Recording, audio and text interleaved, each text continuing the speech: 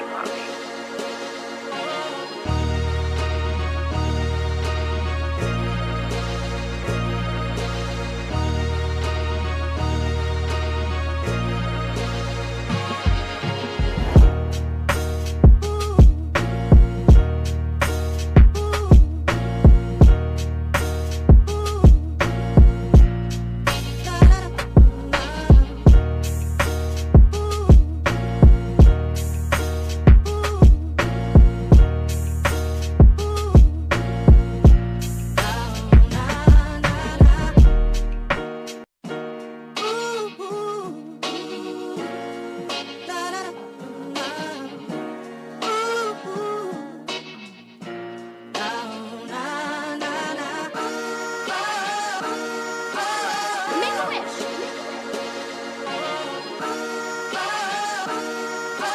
I love you, Mommy.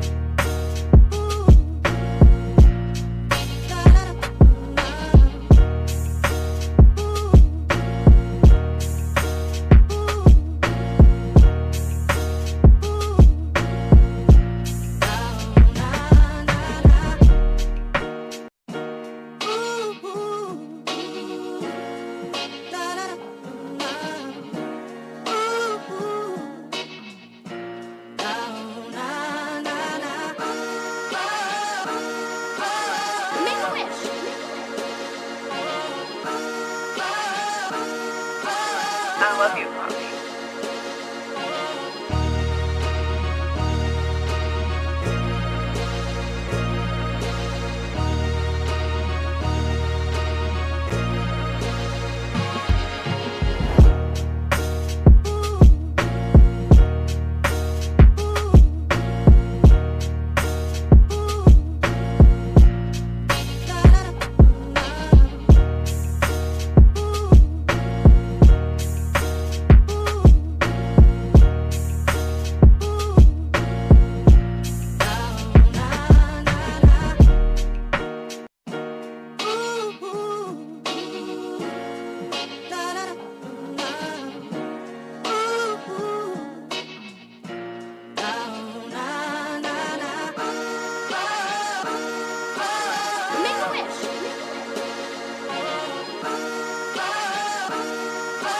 I love you, Mommy.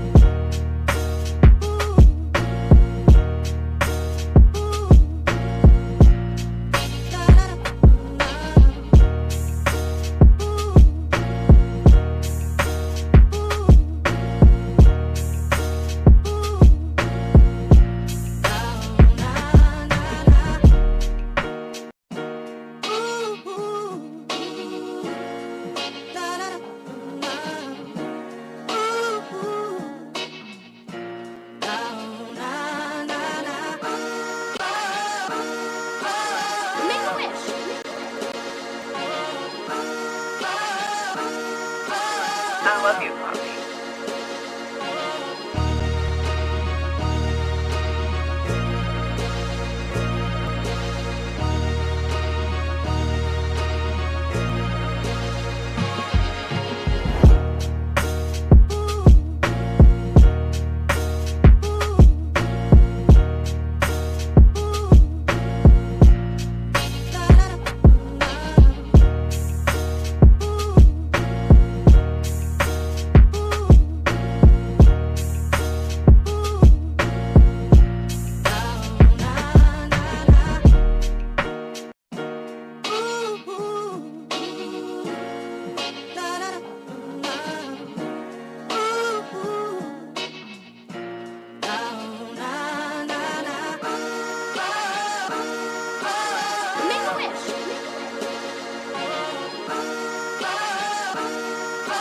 I love you, Poppy.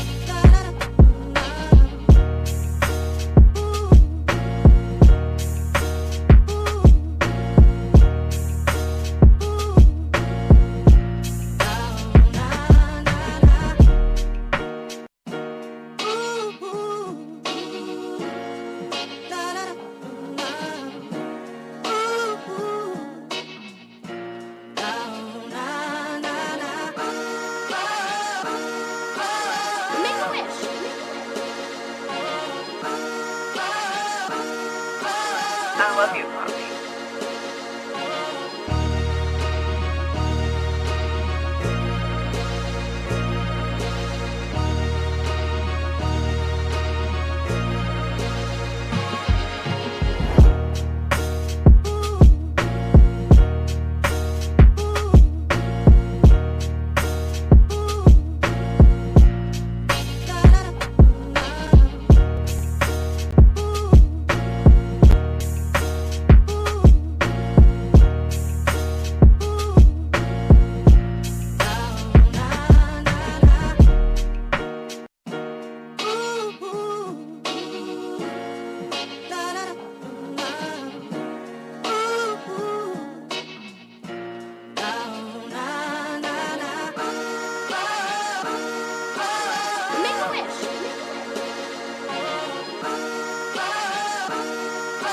I love you, Poppy.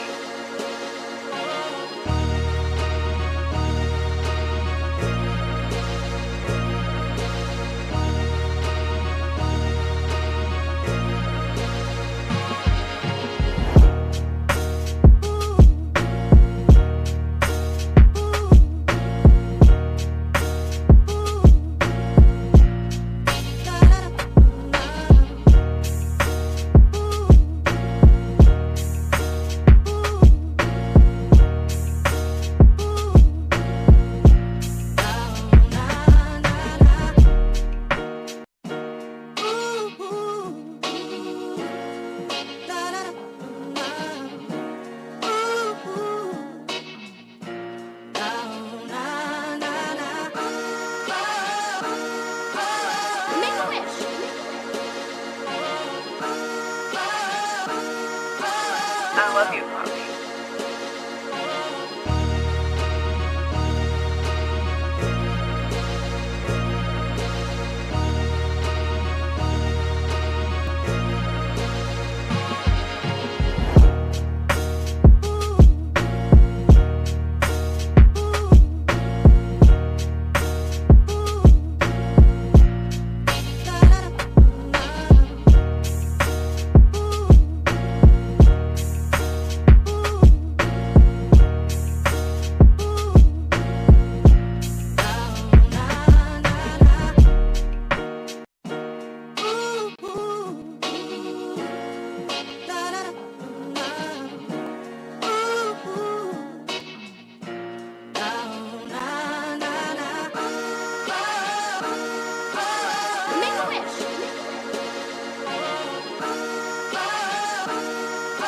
I love you, Poppy.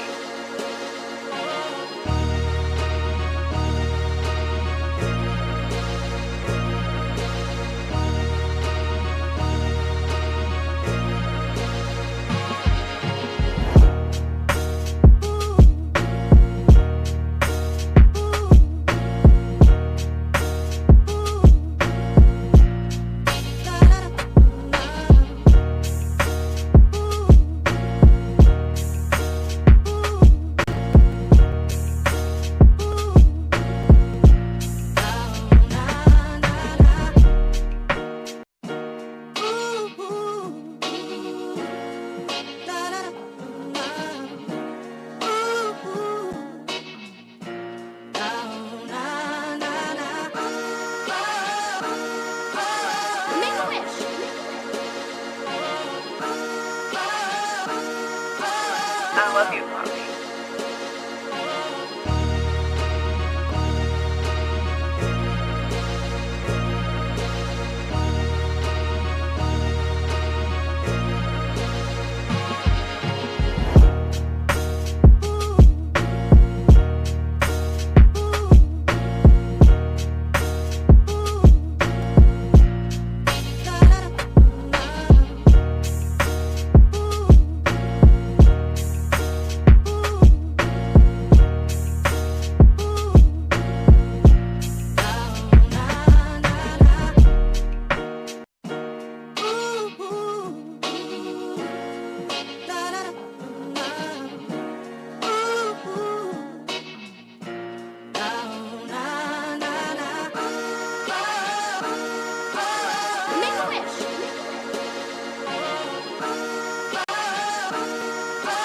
I love you, Mommy.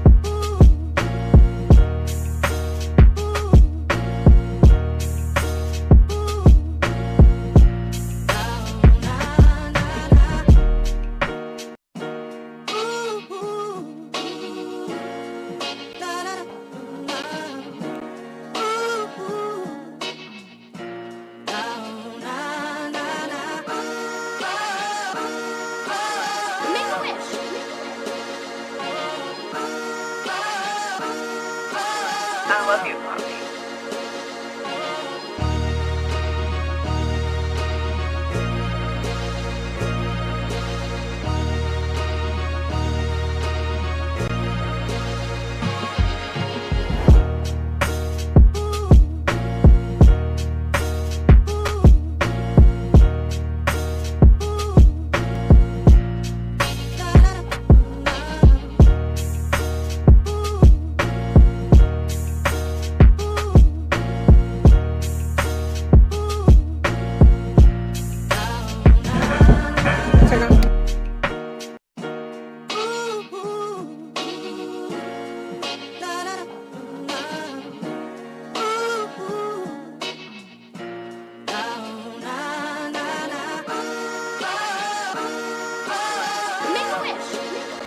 Until the lions have their historians, tales of the hunt shall always glorify the hunter.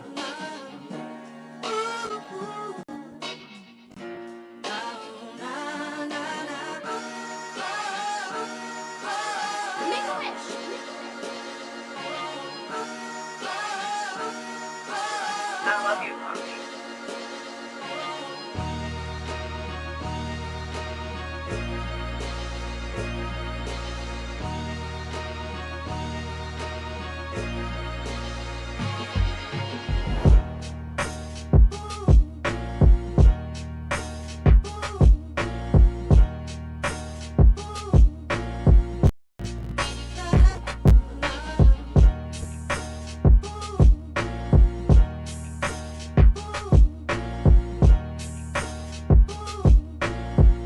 The views and opinions expressed are those of the guest and do not necessarily reflect the official policy or position of Ruach and Emmet.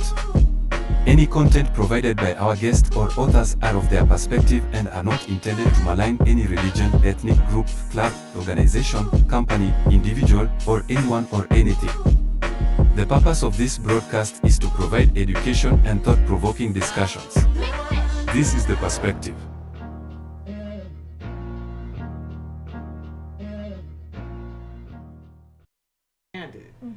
I would beg to differ, madam.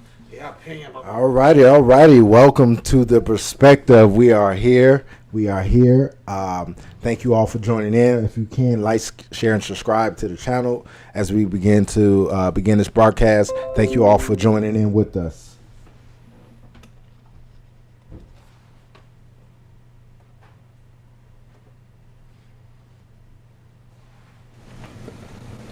Alrighty. So you guys can open your mics up. So welcome to The Perspective. My name is Anthony Body Sr. My co-host is Caleb Body Sr. Caleb Body. Sorry. and we have a special guest with us today, Dr. Wanda. She's here right now from Ghana, and she will be leaving soon. So while we got her, we took advantage of this chance to bring her into the studio and to just really pick her brain, and also just as you see in the topic, no problem too big, and we like to engage in conversation here today. So sit back, relax, throw your questions in the chat, and even if you like what you see, like, share, and subscribe. Please. All right. So Dr. Wanda, Yes. I want to be Caleb probably do a better. How can I say it? Introduction. Okay. I'm gonna let you do your introduction. Me? Yes. Oh my goodness. Are you? You do so much. I think I do. Do I sound okay? Yeah. Is it blinking or you red? I'm red. All right, you're good. Okay. You do so much. And I'm Well, I am a globetrotting professor. I'm a scholar practitioner, meaning that yes, I could be under some professorship and in an office or a university, but I prefer to come out and actually be amongst the people, kind of like like Kwame Ture. I like to be among the people. Okay. Which I still do. I still will teach. And I'm an activist. I am a grassroots activist or a community activist, whatever that is that the black woman has done over the ages, from the time that we actually assembled ourselves and had to work in our communities and assist one another, and everything from soup kitchens to block clubs to marching, whatever it is she has done, organized. The backbone of the civil rights movement was that black woman, right? She was setting up, the food, the sleeping arrangement, making sure that there was money to buy the activists out. I'm that woman. So I channel all of that ancestral stuff, and I take it with me overseas as well. So wherever I'm at, wherever I land, that's what you get. beautiful. To go off of that, just jump right on in. Come on. Did you see this growing up through your mom or her mother? Like, what impacted you to say, No, I don't come from a politically active or a social activist or community group type background at all. This is truly divine. It is something that was, implanted in me. I will say that I was a well-behaving child. I'm first girl, third child, and just by being well-behaving, it allowed other adults who saw things in me, love on me, correct me, discipline me, and include me in stuff that I probably wouldn't have been included in. And then I have one gift, which I know I get from my mother, which is that she's a ferocious reader. She loved reading. And so I've always had a love for learning. I love reading. I love learning. Sharing information. I'm not stingy with knowledge. If I can give you a nugget and to help you, I give that for free. So I know that there's tons of money I could make, giving myself some sort of consultant job or whatever, and I'm not against that. Definitely it should be respected. But for me, I find that my role is not to do that I get blessed another kind of way. And so I give out knowledge freely the same way in youth it was given to me. Do you remember the first, I guess we would call it community service, but that's not the word you like, but I'm thinking of community service. What was the first impactful community service where you was like, yo, aha moment, like this is it, I know this is what I'm called to do, and while I may not see the big picture, this is it, like this is the direction I'm supposed to go into? I can't tell you that, only because I don't think for me it was a moment. It was finding out what I was, which is that with all of my idiosyncrasies or whatever flaws I have, I am a true golden heart. I genuinely care about people. I genuinely care about issues, and I'm willing to roll up my sleeves and get in it. So I was doing it as a child, but I didn't know what that was. And then it just kind of has followed me throughout life. And then you get older and people start trying to pull you to things, and you understand, why are you picking me? Why you want me to be there? Okay, well, they want you to be there because you take stuff serious. You do the extra, you go the extra mile, you fight harder for things. And so I finally learned what that was that gave me the energy to be a part of activism, to be in the community, to care about people. It's almost like nurturing in a sense without you, I guess. It's greater than nurturing, because the Golden Heart, see, the thing is, the Purple Heart has served. We give military folks a Purple Heart because they've served and they've proved valor, right? When they could have ran, they stood in the midst of it. But the Golden Heart doesn't necessarily go to war. The Golden Heart can be in a room and see an old woman struggling and will stop what they're doing and assist. They can hear the story of someone and decide, I know a friend that can help, I'll take their number and link them. Like the Golden Heart is always feeling things and thinking about others and considering, and when they could benefit, when they could just simply benefit, they don't. They're willing to, lay down their burden to pick up someone else's. So they're a little different. Like, would you say that you're very observant to, because we have seen somebody who's in need and to put what you said you could benefit off of aside, Yeah. you observe something, be it quickly, shortly, or for a long time. Would you classify yourself as somebody who's very thorough and observant? My daughter's more observant than me. What I am is I feel. I can see somebody and I can feel how I can think how I would feel if that were me. Okay. So and it's like little stuff where you say maybe, okay, for example, just recently in Ghana, I celebrated some youth that I held a writing contest for. So the school, what I asked them to do was to bring out the 5 best participants, because it was kind of tied. And I wanted them all, I didn't want to, there's always a number 1, okay? But nobody lost. So I said, okay, bring them out. And what they did, what that particular educator decided to do was he decided, it was supposed to be 5, he brought 13. He brought the all 10 writers, himself, and 2 teachers. Now, I was pissed. I'm irritated now because, first of all, you're trying to exploit me, okay? Because it's not a common practice that they would be requested and taken for ice cream and had a little because that's what it was, an ice cream social to celebrate, so that everybody won. You understand? Everybody got to participate in having done it. Okay, so you're exploiting me now. The Golden Heart will push past those feelings, okay? So I continued the celebration and I paid for it, even though financially I was not prepared for that. I had already set aside what my budget was, how I was going to pay. But the reason I went through with it, now I'm sure he saw it differently. I wanted ice cream, been with the group, and didn't have money. So I would never have 5 children there watching 5 other children enjoy treats, okay? Because I know what that feels like when you can't be included in treats. So if you can remember being a child and you remember the level of injury that does to your self-esteem, to your sense of worth, then you do something different. So yeah, did it cost me that day? Yes. But in the long run, what it did was it preserved them, it protected them. And they were greater to me. They held greater value to me than the gentleman who decided to exploit. Do you understand? And so that's the issue with a Golden Heart. We feel and we think. We feel and we're critical thinkers in it. Why should I be in this? Why should I make a different decision here as opposed to somewhere else? That's powerful. Yeah.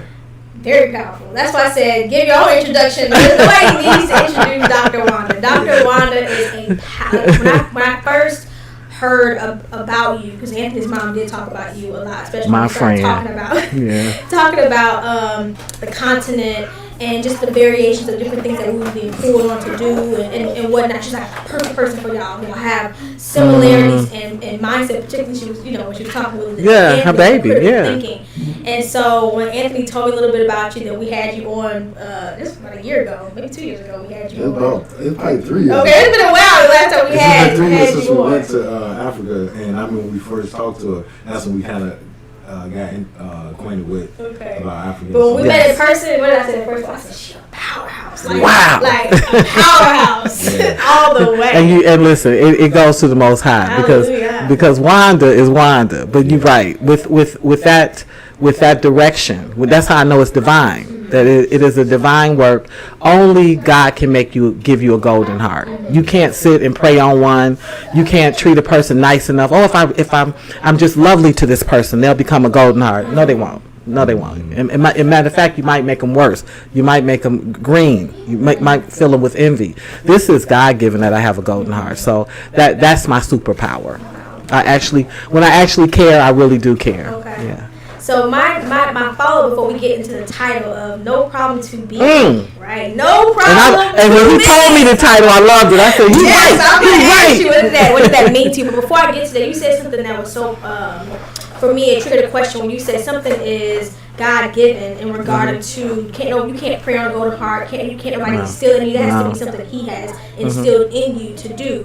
And with the golden heart, what I hear is that even with the situation of the example you gave, you're going to experience more, I would say maybe hurt than what you, I guess, would expect or would want. How do you get past that to go into the title of No Problem Too Big? Because sometimes that can discourage a person to go and say, I know you gave this to me, but at the same time, I am tired of being a doormat or being stumped over or being taken advantage of. I understand my calling, but like, why do I have to endure this? How do you endure it? What gets you to keep going despite except knowing that it's a divine given calling upon you, but what keeps you your drive to keep embodying what a golden heart is?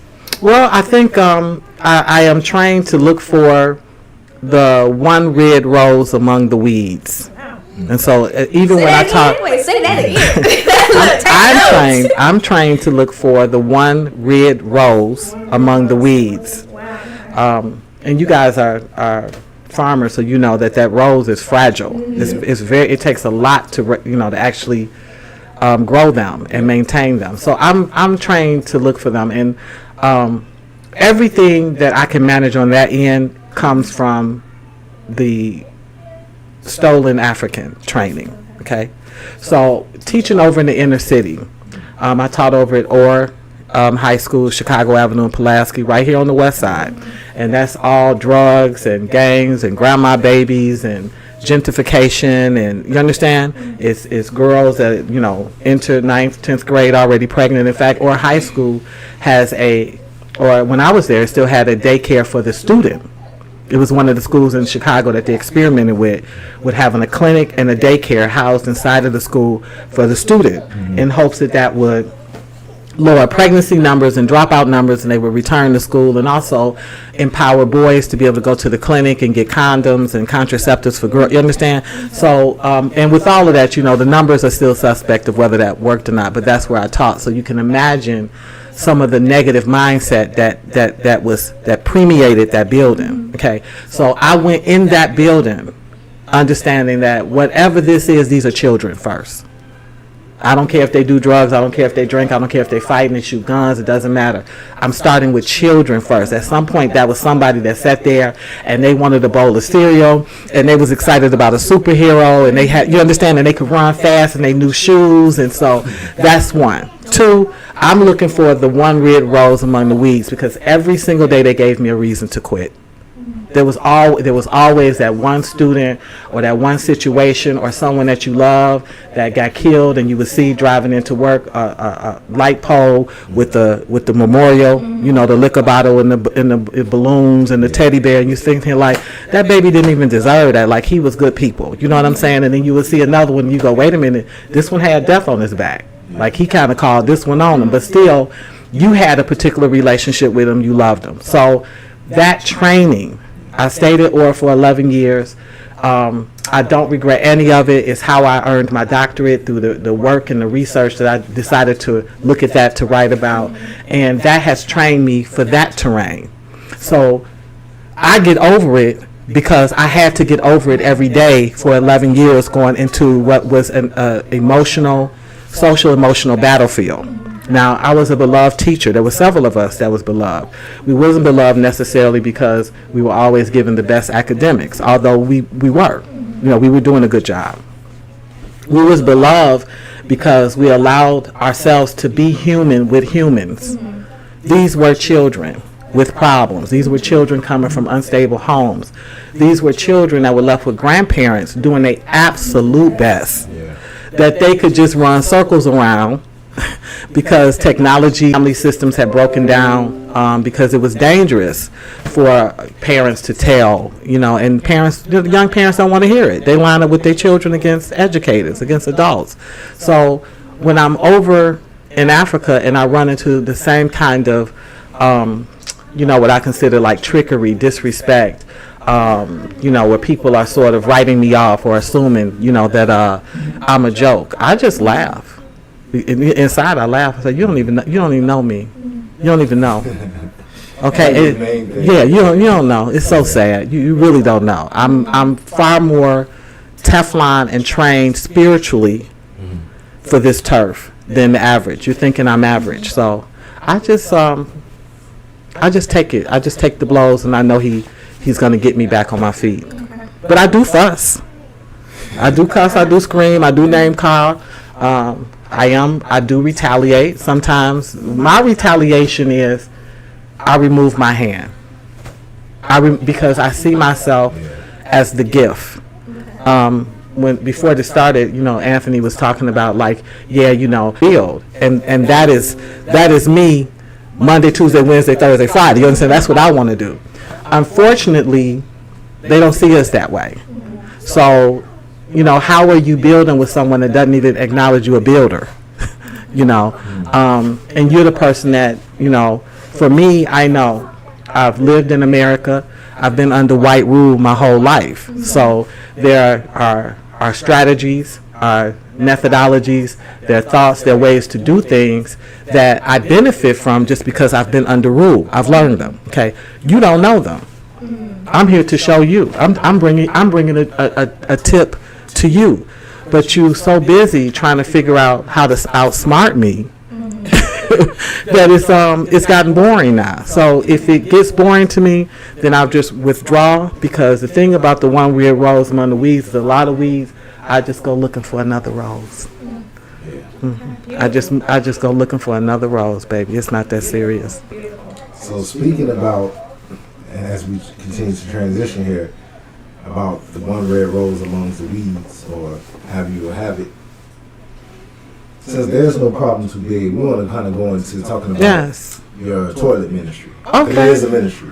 First for today, I want to ask. We didn't mean it to be a ministry, but it When is. you heard that title, no problem too big, right? What immediately came to your mind about, from that title itself, to either to prepare yourself or to help you even figure out what you're going to talk about? I'm so prep, Dr. Wanda. Okay, I'm so silly. What I thought was, and Gia would tell you, I went around the house singing it.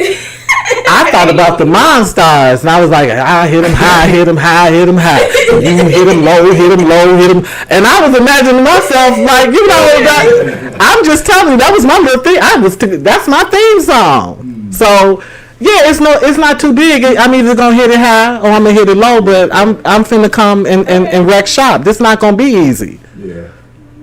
Okay, I want to hear that. All right, I was telling Kayla, that I was like, man, should I ask? Because usually I ask people what title they like to talk about. But sometimes you kind of just gotta throw it out there and see, and then make a conversation off of that. And like I said, people haven't even, I know you share many of the things you do, but people haven't really even tapped into the many things that you're doing, not just that you've done here, but on the continent itself. And as people try to limit the ability to say, we can't do this, we can't do that, with the mentality that it's too big, it's too hard, it's too far, all the excuses instead of making it happen. And so, like I said, that title really amplified it. What can be too big for a group that was snatched? Yeah. And even today, we're 13% of the population, right? The American Black sets the standard for music, culture, dance, theater. You understand? For creativity. Who does not mimic us?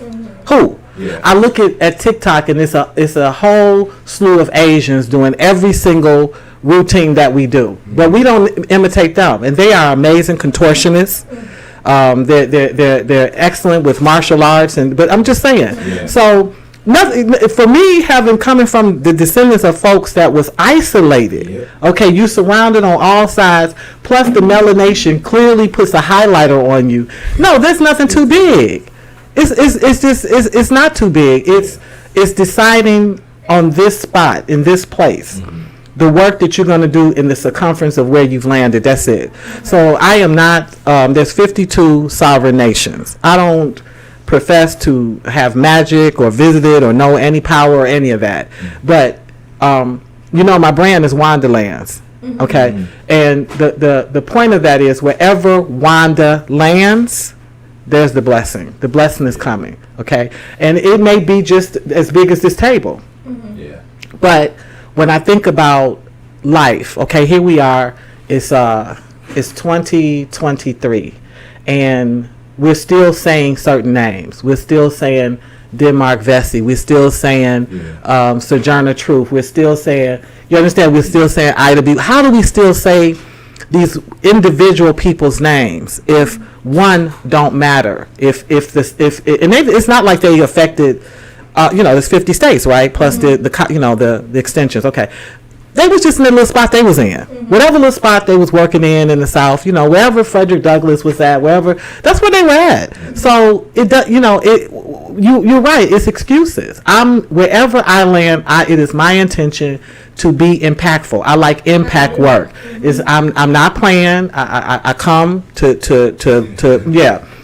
make it clear. If I get involved, we're finishing. That's it. We're finishing, so I can't, and I don't like slop. I feel like black people deserve excellence because we are excellence. How do you make a pyramid? They still don't know. Yeah. Okay, Lucy hair. They dug up little Lucy, and her hair looked like yours. She still had a little braids. She still had a little hairstyle. You understand? So we have some things in terms of that no one can discount. The how we preserve mummies, how the pyramids were built. Do you understand? There are just certain things that we've done. I know you with Uganda. One of the things that fascinated me is that they had all this fashion that they made from a tree. And the trees are there. They pressed it and made it. And they were already doing that. I have a dye I sell on my store that the Ghanaians use called Yomo. It looks like a little crystal rock, and they've been coloring hair black for centuries.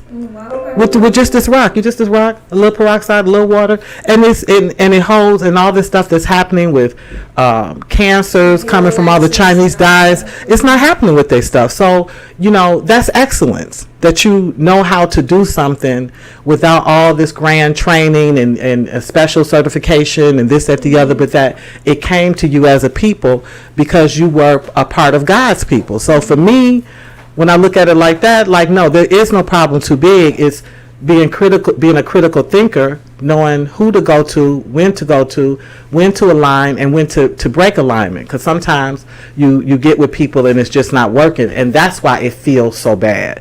Because whose hands you have fallen into is making the difference, and that is vital in Africa. You cannot. This is not blocks. You're not just moving into a new block. You're not just moving down south. You have to know. You have to have a sense of who can give you a soft landing, so that you can become acclimated, so that you can get adjusted, so that you can mourn. People who go don't tell the truth. You mourn the efficiency of America. You grieve it. You grieve how you're trying to fill out a simple application, or you want something printed, and you're sitting there like, this would have been 2 minutes. And you're looking and now it's 2 hours, and that's just how it is. And the only person that's really disturbed is you. Yeah. Now I always say we would have become spoiled here, rotten, because, like you said, the things of that nature. If you really sit back and just really observe the time that it took, like you said, here in America maybe took 2 minutes, there it took 2 hours. But it's a time of self-reflection, because now you're looking at like you said, who is really the problem? I'm having the problem. I'm having the problem, and I'm okay. I'm okay having the problem as long as it's not counterproductive. Yeah. Because, see, I don't see us as spoiled. I see it as coming from a different life. Okay, the same producers of Hanna-Barbera produced the Flintstones, and he produced the Jetsons. And so sometimes going to Africa got a little Flintstone to it. Okay. And I'm trying to do the Jetsons. I'm trying to push this little button, the little screen come up. We do a little talking up, you know. Which world is better? Well, it depends. What I want to do is encourage people to accept that Africa doesn't owe anybody an apology. It's underdeveloped on purpose. And you get in and decide to roll up your sleeves and begin to develop. So if I miss quick printing, then what I do is when I come back home, I bring myself a printer.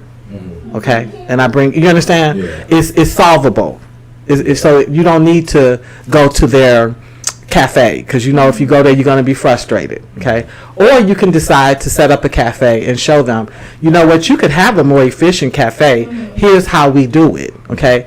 You understand? But it's not for you to be angry and frustrated and condemn and yeah, I'm not mad at them. No. I want to make a statement too before we go more into it, because I was telling Anthony it couldn't be befitting for the time of us, you know, setting this podcast and discussion up, because it was brought to our attention that in the YouTube land and world there was an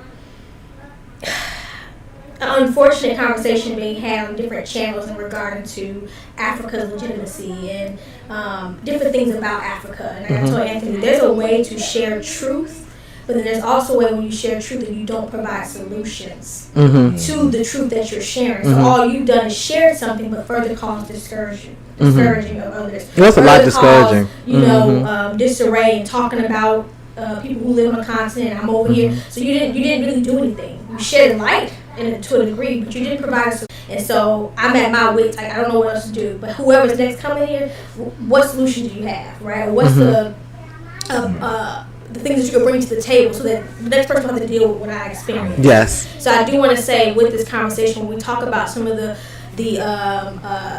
things that are taking place that you've experienced and living in Ghana for 3 years, but not just in Ghana. You've been to Tanzania, you've been to Uganda, South Africa. Yeah. So you've noted certain aspects and things and have various experiences that you can share. But you even stated just a minute ago there was a solution in regards to, I'm going to go get my printer, and I'm also going to go to the cab and tell them this is how you can do this more efficient what you can do. So I want to share to the audience that this is going to provide hopefully solutions, or get the person who is a critical thinker to start thinking about the things that need to be taking place over there that are, what we would say, maybe lacking or aren't the most efficient. And listen, get in where you fit in. We're not by any means Africa's saviors. We're not.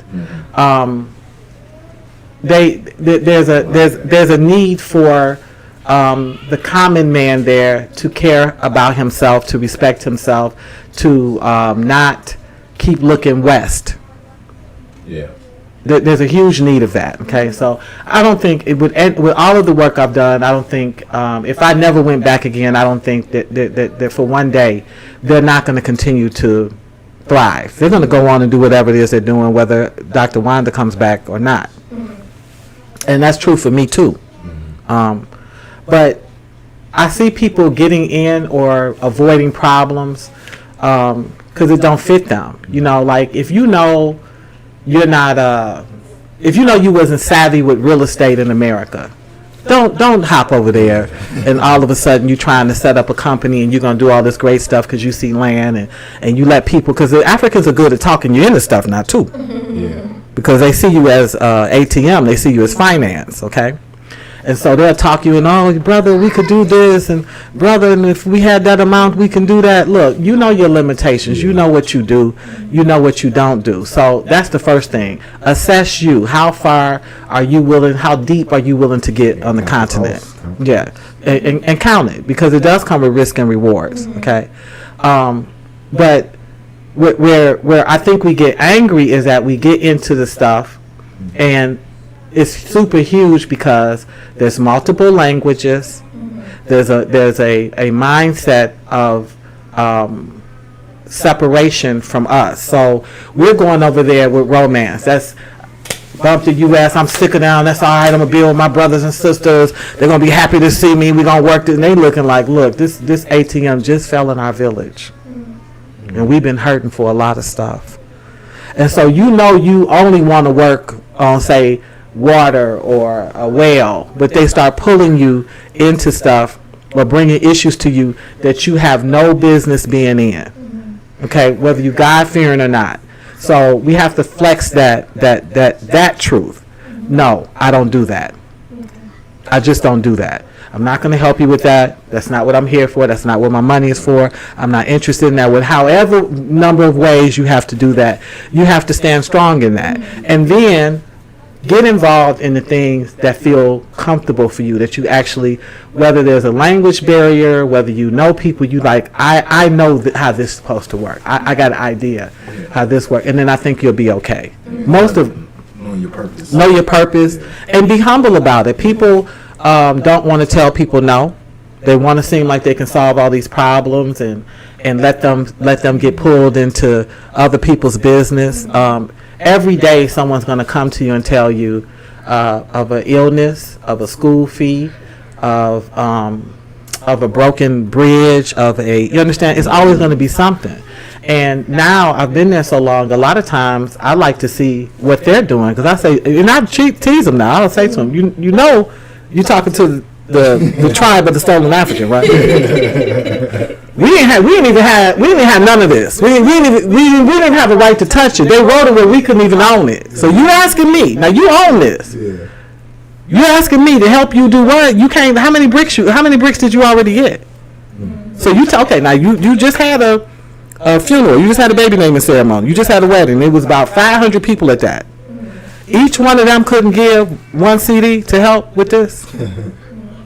Because I'm telling you what the American Black had to do. We had to literally, in that black church, the first scholarships came out of the black church. Yeah. That's where it came out of. And we had that little coffee can, that little jelly jar, and everybody had to put that, and then whoever was the brightest among us, that money went to them, and they got to go to school. So it was the community that helped that. So part of my gift of being there is teaching them, look, you have, as poor as you are, you actually have so much, but you don't like to help each other. And that's where, being from the tribe of the stolen African, where I fell back in love with my people, because I went to Africa irritated with us. We're doing drugs, we're drinking, the boys and the boys are homosexual, they're doing all that. And I got over there, I'm like, the one thing we will do, the most healthiest of us, we will help each other. Yeah.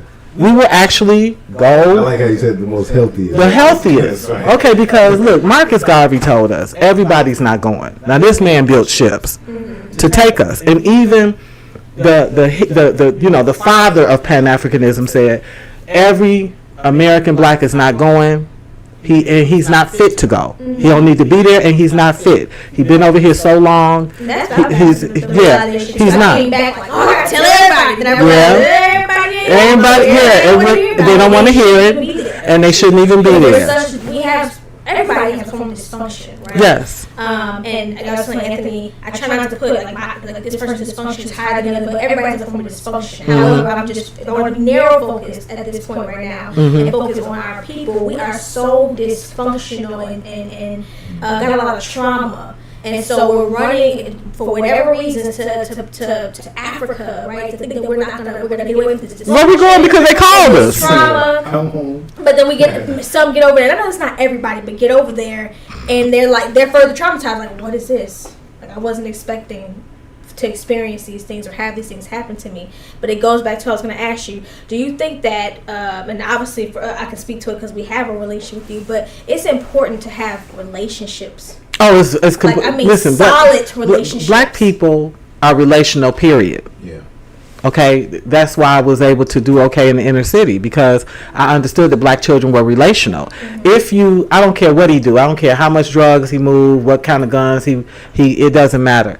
If he has a relationship with you, if he feels like he knows you, then there are things he won't do around you. He won't involve, or if he's talking to you about it, it's just to protect and warn you. I used to have kids call me and tell me, Miss E, be careful come to work today because they supposed to be shooting the travelers and the four corner hustlers are into it. Don't be out there today. That's love. It's, you know what I'm saying? Like, yeah. So, and it's happening because there's a relationship there. They feel like I care about my teacher. Okay. The same is true in Africa, that at some point you can only be the human ATM for so long. You can only be in Ghana they call you an Abroni. You can only be an Abroni, a foreign, a white for so long. And even though you will always technically be that, okay, it is your job to make them deal with you as a human. It's your job to make them respect that. No, the same way you worried about your mother, I'm worried about mine. The same way you trying to put yours in school, I'm trying to. The same way you get hungry, I get hungry. So that's your job, and it is a never-ending job to require that they respect that you are just like them. You are human first. That they don't see. They see it like you could afford the ticket, so you're just an ultra-rich person. That you have an expensive phone, or they don't know that we lease everything. Like I tell them, you guys got it beautiful. Everything is cash and carry here. A lot of people in debt. Everything is cash and carry. Here, I can get the latest phone, any phone I want, but I'm gonna carry the debt. And if I don't pay him his stuff, he come for it. And if he can't get it from me, he garnish my money. He can take it out my check. Okay, so How do you experience that from student loans? yeah. Out of debt. So it's just helping them balance it out and respect it. But I'm not here to be exploited, and I don't feel any sympathy for anybody that does that to me. I do kind of like, you know how men get women, they put a notch on their belt for everyone. For every insult, I keep a little notch on my belt so I remember it, so it remind me.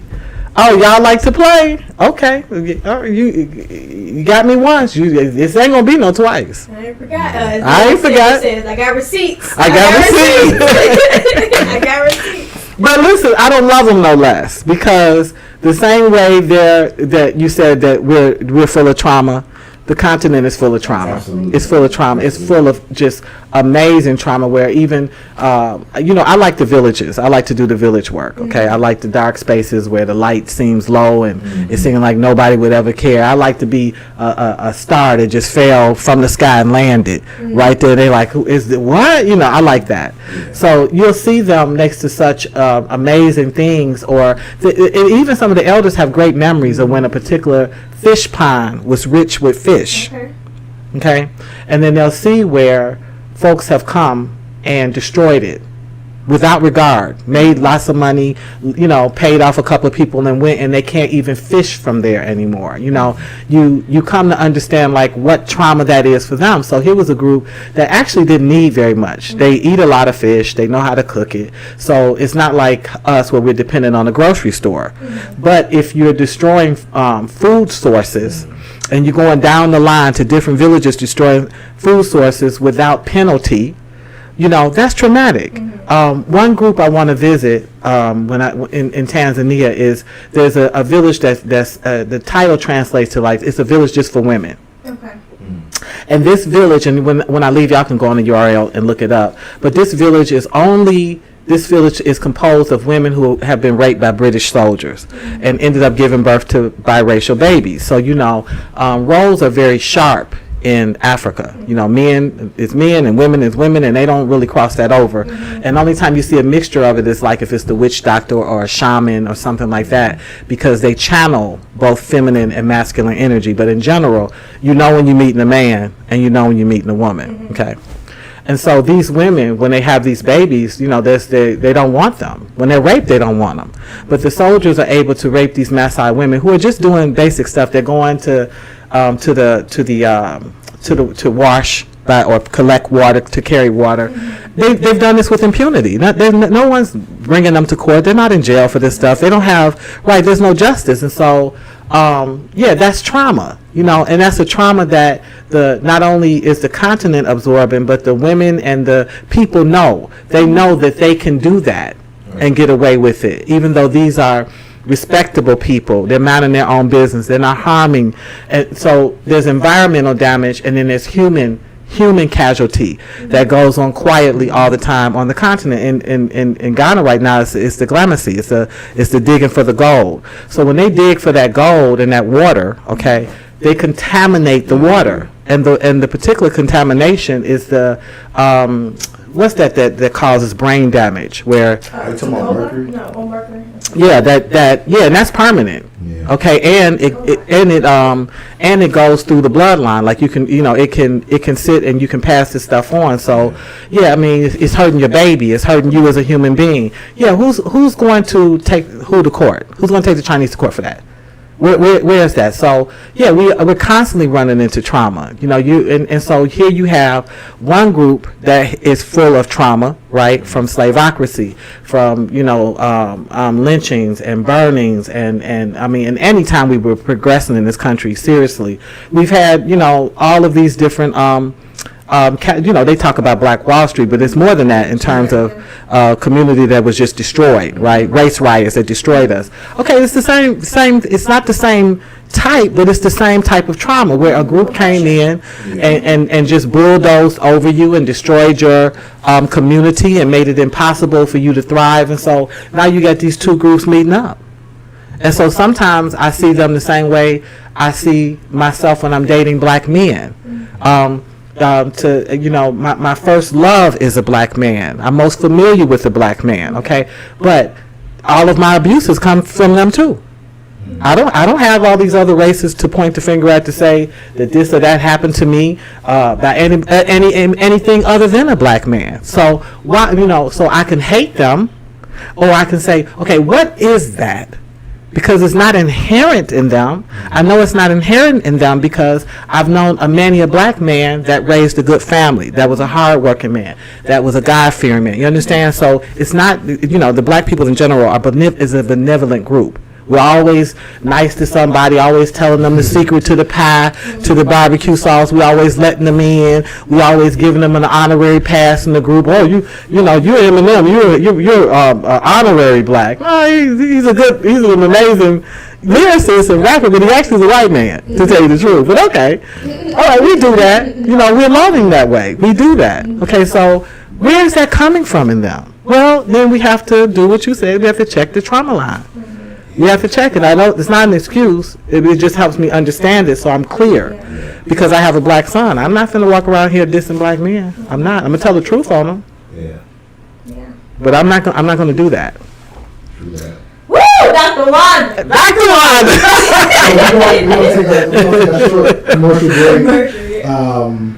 And so you all that are tuned in, if you like, share, and subscribe, please let us know if the sound is sounding well as well. Like I said, we're using a new stream, so we're getting the kinks out as well. But as we continue to progress in this, we'll have better quality of everything we do. So thank you all for tuning in. We're going to take a short commercial break.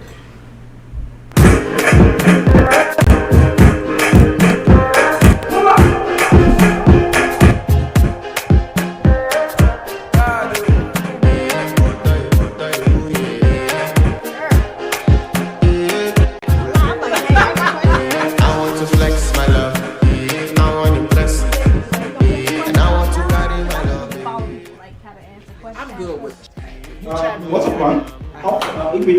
Yes, I have a date today, man. You have a date and your beard is looking this rough. I just combed the beard. You combed this beard? Yes, I just combed it. Guy, have you heard about body balance? Body balance. Guy, body balance, they are the best line hair products for your beards. Body balance? Yes, so body balance. So this is what I use. Don't you see the way my beard is looking good? So what I want they do? They have facials, they have the cleanser, they have the wash, they have the hair balm. Guy, this product works like magic. Once you just go to their website, you cannot, they have different varieties you can order. So it's just what you use that your beard is soft. This is what I use, man. Guy, why did you tell me now? Make I tell you. Okay, can I just use this for my date? Give what? Can I just use this for my date? I'm going to give it right now because you have a date. But please go and place your order. Okay, thank you, man. Body balance. Wow. I want to impress, and I want to carry my love away to a place she loves. Die who,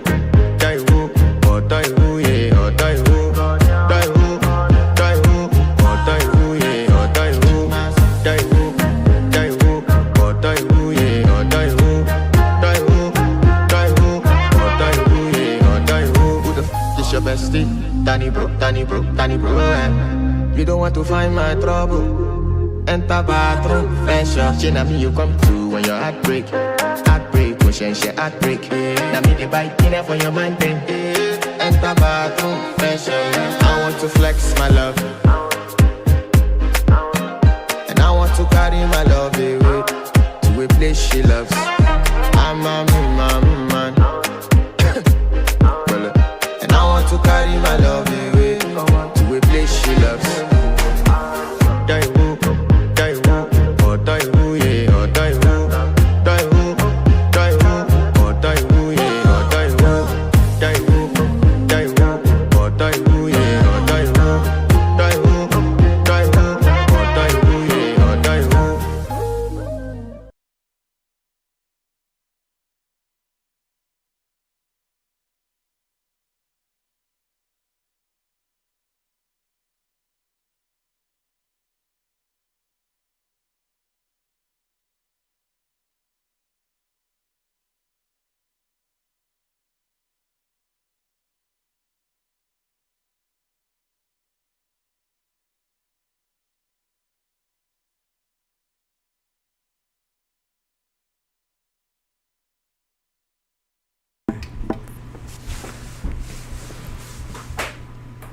Alrighty, we are back. We are back. We're back with Powerhouse Dr. Wanda. Wow. Wandalands. She landed in the Body Balance household. I was so happy we finally got to meet you in person. Me too. It was such a pleasure when we first Me met. too. I said I was in so much pain that day. Wanda saw me at my worst. I said, look at here, girl, and said one baby. I said ain't nothing but two. So filled with joy. Filled with so much joy. Her mic is on? Yeah, it's on. Filled with so much joy. So I'm so happy we got to meet up with you before you head on back. I do want to say before Anthony go into his questions, how has it been since you've been? It's been 2 years, my right? family and friends have been. When I tell you, he talking about spoiled. I've been nothing but spoiled. They have. Okay. I had anxiety about flying back into the country because I knew I was flying into for that economy. I knew this economy was inflation for me. And, I got my little Wandalands natural store, and I live off that in Ghana. And it gives us an okay life in Ghana, because I live in the middle. But I live like the Ghanaians, but in the middle, okay? And I was fearful. I said, I know America's food, baby. That food will kill you. Our food source will kill you. You said, y'all feeding me? Yeah. And then I worried about transport. Because we complain about it on that end, but it's 3 times as much when you come here and you get a Lyft or an Uber. Mm-hmm. So no, but people have been picking me up and dropping me off and bringing me home cooked meals and taking me out to dinner and they dropping off food pantry bags. I said, oh my God, Missed you. That's it. No, I have. Look, y'all, America don't owe me nothing. My family in Illinois and Chicago they don't owe, baby. They left all of it on the dance floor. They don't owe me nothing. All right, shout out. Yeah. Yep. So before we went on break, I know Kayla and Dr. Wanda was talking about a few of the different things to see. I prompted a question earlier, and it was dealing with the toilets. Yes, now, and that's trauma too. Yeah, it's trauma. It definitely is. And since you been in Ghana, you have expanded, some of the things you have done and doing. Well, I have to be honest. I have to give credit where credit is due. This year, I should say 2022, I was blessed with a new partner. When the marriage went on to the rocks, God sent me another partner for the work, because as a woman in Africa, you can't move about that continent without male headship. Right. It really is. James Brown, you something else. It really is a man's world. Okay. And so, yeah, I got blessed to meet a gentleman named Benjamin Opari. He is an environmental inspection agent. He works down at Tema Metropolitan, and or I think I'm saying it right. In any case, we started working together around the library. He asked me to come to his community, which is in the Volta region, and establish a library, and I did that. And then we did a few more things together. And he happened to be casually talking to me about GAMA, which is a government program to help get families home toilets. 70% of Ghanaians don't have home toilets, and even though the law stipulates that when they build these new homes they should build toilets, they're so used to not doing that. Many of them are still building houses without a toilet. So I've been in various communities where, beautiful, dressed, handsome, very well maintained people, they look beautiful, are using the bush, or they're using a community bathroom. Okay, that where you pay a certain amount and you're able to use it. And I just, some of that processing that. So when I first traveled to Ghana, the estranged husband explained to me he didn't have a toilet, and I part of what Ghana has healed in me is constipation. I'm a chronic constipator, especially any new place. If my nerves are high, if I'm upset, I'm not passing.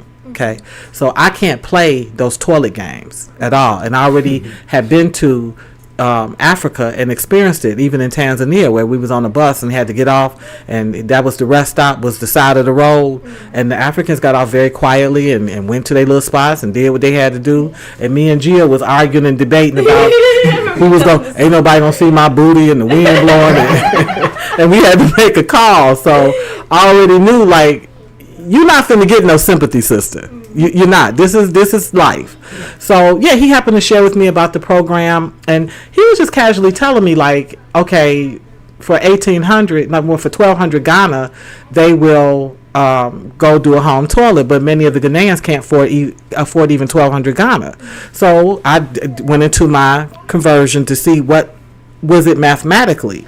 And it worked out mathematically at that time, because the dollar goes up and down. But at that time it was about $120, $130. And I was like, so what you get for that? So you get the outhouse box, you get the little basin, you get the toilet seat.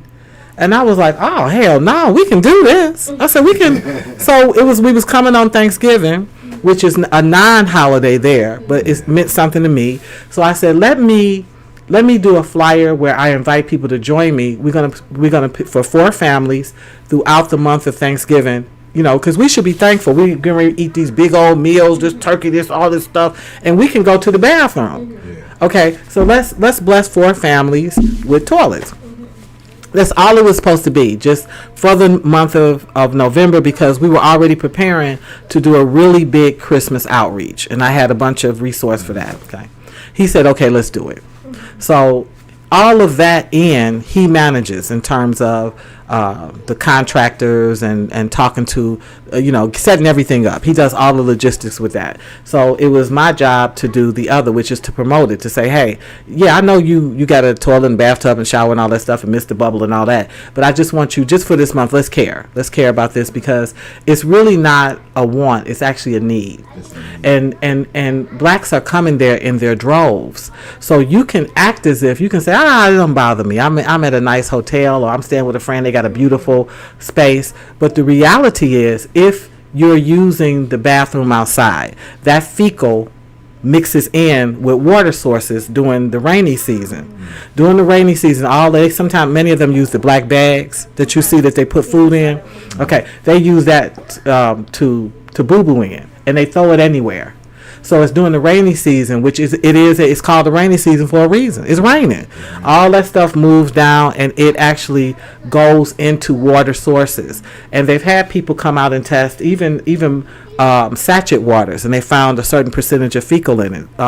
There's a reason that typhoid and cholera and other airborne diseases show up, and it's because of that practice. So we can act like it don't affect us, but the truth is, if you're going to be visiting these nations and you're going to be drinking from their water, and you're going to be moving about, and you understand the potential of it affecting you, where you all of a sudden get food poisoning. You understand why you're sick from things. It's because that practice, it needs to be eliminated. We know mankind cannot cohabitate with his fecal. We have to have a method to separate it. So that started that. Benjamin brought that to me, and he was very enthusiastic in supporting my vision on it and rolling with it. And so the month ended, but people started calling me and saying, Doc, I treat somebody to a toilet. So then we was in December, and somebody else, how much it costs for them toilets? Because that's too gross to me. Then we was in January, and so it has gone on because of that. But the other thing was, when we first approached the Africans, this is how serious this is. When we're talking about humanity, okay, I said, do anybody know, I'm in my community poem, who knows anybody that would need a home toilet? We were soliciting for people. What's the community called again? Mine is Pone, Kpone, and I'm always pronouncing it wrong. So y'all forgive me, Ghana. But I asked, and they act dumb. I don't know. I have to think about it. Like that poverty pride kicked in. I'm not going to admit. And in my area, it's tons of homes. Tons of shanties to small apartments to, you understand, one room. They don't have a toilet. And they don't even know. Like, I hope I live here and I've seen you on the side of stuff. So they don't even have an outhouse. No, when they say using the bush, okay, they mean the bush. We at least the village where Ivo and them live. They had an outhouse. They have an outhouse, and they have ceramic squatties. Uganda is East Africa practices ceramic squatties, at least, right? They're not even doing that. Okay, so cool. First, everybody's playing coy. I don't know. I would have to ask. I don't know. Okay, so that don't bother me. You understand? I know because I'm here. Okay, and I'm not making fun of you. I want to solve. All right. Problem too big. Finally, no problem too big. Finally, my driver, Mr. Gosway, showed me a couple, and they wanted the toilet. And that, if I showed you the picture, that first thing they had, it don't even look like. I couldn't even go in there, and I couldn't do nothing in there, like pee or nothing, because it's just wood on top of this or that, and it's all rotten and broke down. But that's what they wasn't really using it. They was using it to throw the bags in there. Okay. They wanted it. So we had our first hit. Had the contractor come out, the person that sized it up that agreed for the location, because this needs to be your land too. That's the other thing. You can't just go around putting toilets, because people, they ain't going to let you put a structure on their stuff. And once we did that toilet, and I release everything in stages. When we met the family, what the original structure looked like, the beginning of it, what the biodigester looked like. But we did it in stages. And when we got to that final stage, because Joseph and Comfort looked like any old Ghanaian couple. It ain't nothing special. It ain't like, the queen came to see them. No, this is any old body in the village. Y'all got this kind of toilet. This what they own. And so then we started getting phone calls. Yeah. And then at some point we was interviewed on Pan-African television. Okay. And so because I did the toilets, and I show it on Facebook and I show it on TikTok, a gentleman in the UK, Emmanuel Mingo, just another golden heart. He said, I've always wanted to work with sanitation. He's a Ghanaian living in the UK, but his heart is still for his people. And so he said, I believe I can do that through you. And so he commissioned me. He did 5. He picked out some people in his family, but he said, I want you to find 2 other families that would use it. So we started looking. Okay. And so we held a raffle. We took like a bowl, wrote their names, and we pulled them. So we had a couple of random people. See, the power of this particular project for me is that I come from toilets. Like, as poor as black folks is, come on, we get toilets. We have toilets. We grow up with sanitation. Okay, even if you're in a crack house, it got a toilet. Y'all just ain't got no water running because you don't pay no bills. But yeah, we got something. So it's unfathomable that such a lovely people, because you're talking about a fashion hub, handsome men, beautiful women, hardworking people. 80% of the women there are entrepreneurs. You understand that they fight hard to pay school fees and send their children to school. I'm looking at who they are as a people. You ain't got a toilet. Y'all accepting this, letting people fly into your country and extract resource, and these people get to come here and they don't even leave behind toilets. Yeah, so the political realm that's not where the Father has commissioned me to work. Okay, I'm not worried about your president and parliament. I'm not trying to run for election. I don't want to vote for nobody. I want to solve down here. I want to solve down here. So Benjamin made sure that project flowed through. So I'm kind of like the promoter and financer. I can get the funds, but it's him that can make sure that the contractors do what they say they're gonna do in a reasonable time and put pressure where pressure is needed or reminders. And you have to understand this costs. So even though we pay for the toilet, this is Africa. You pay sometimes for their transport. You pay, they there, you got to send them water, something to eat, and we don't burden the gift giver with that. Me and him struggle with that. You understand? And again, that's our burden to bear. That's what we bear. And so at this point, I think we may be up to 30. Like we've done quite a few toilets, and to God be the glory on this end, because it has primarily been my Western family that says, I trust Doc. I know if I send this money, it's going to go to do what we asked her to do. Whatever it is that she's showing, that's what, and she going to come with receipts. I show you. So the way you get X'd out of it is you say, I don't want no pictures. Okay, you don't want no toilet. Because if your pride is too high for us to show that we assisted you with this, no. One Red Rose Monday. Who else over here needs a toilet? We move on. Yeah. We're not begging you to help you. And we need them because what happened to the Haitians? $500 million sent, 6 houses built during hurricane, during that disaster on there. No, we know. We've had issues with UNICEF stealing money. We've had issues with the Goodwill, where the actual administration was taking the best of the goods and hoarding it and reselling computers and things like that. It's not as if because you're a charity or you're doing charitable work that your hands stay clean. And these are rich charities. These are people that you see the symbol and you give, trusting. So no, I don't want to do that. I want to show you where it went because I'm still living there too. So when I don't have my money for food, when my money is low, that's not your business. I keep that between me and God. When I need water, when transport is off, all of these things as a servant leader, I struggle with them because you cannot say that's where your strength is coming from and then start leaning on tricks.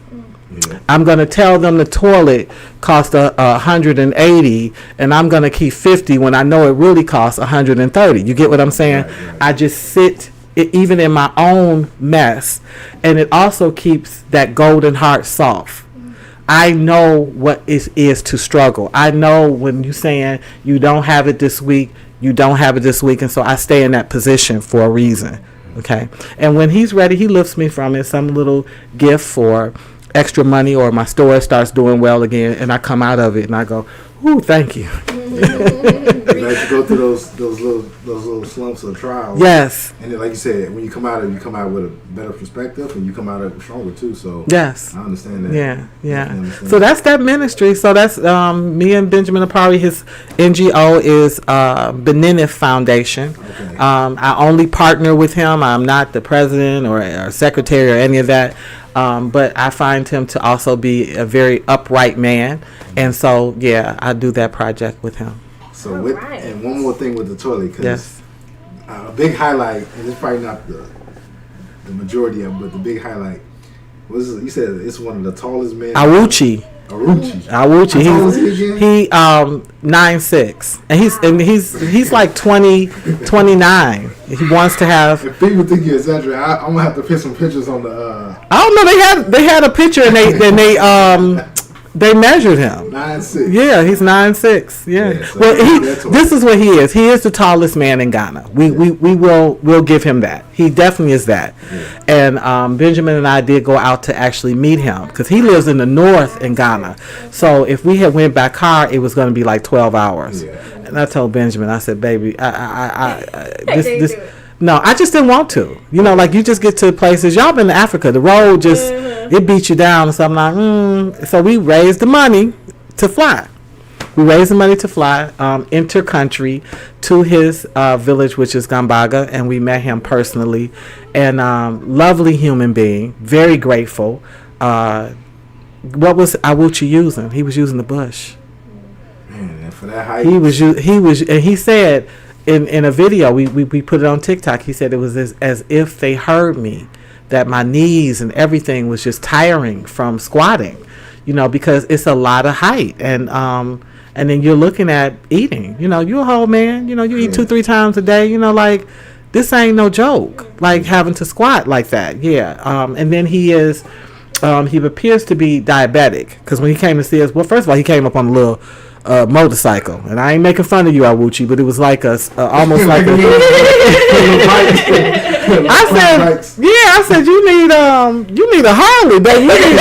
I don't know if I can get my people in on it, but maybe we can get you a Harley. Custom made bike. Yeah, you need a custom made bike. Custom made with that. But baby, he wasn't complaining. He sure rolled up, and so yeah, he has that. But then also he has like all this bandage and stuff going on with his foot. Yes. And so I said, "What is that?" I said, "It looks like you're a diabetic." He said he thinks so. So he was late coming to us because he was coming from the doctor. So, but the amazing thing is, this gentleman, it took relief off his family. Like any other man, he wants to get married. He wants to have children. Nothing is changing. That's why I say, like, if we force them to deal with the human part, if you're dealing with the human part in people, then none of this is ever too big, because you're only dealing with humanitarian issues. That's all you're dealing with. And if it gets someplace that you don't want to be, like I told you, for me, the sanitation and toilet situation is actually political. In this country, like in Flint, Michigan, we're fighting. We're getting rid of legislators. We're getting rid of people because they're not doing what we want. And that water is still contaminated. But who will stop fighting in Flint? Nobody's going to stop fighting in Flint. They're going to keep raising hell about it. Whereas, to me, sometimes the Africans are just a little bit too polite. They're a little bit too quiet over issues that affect so many. And sanitation affects so many.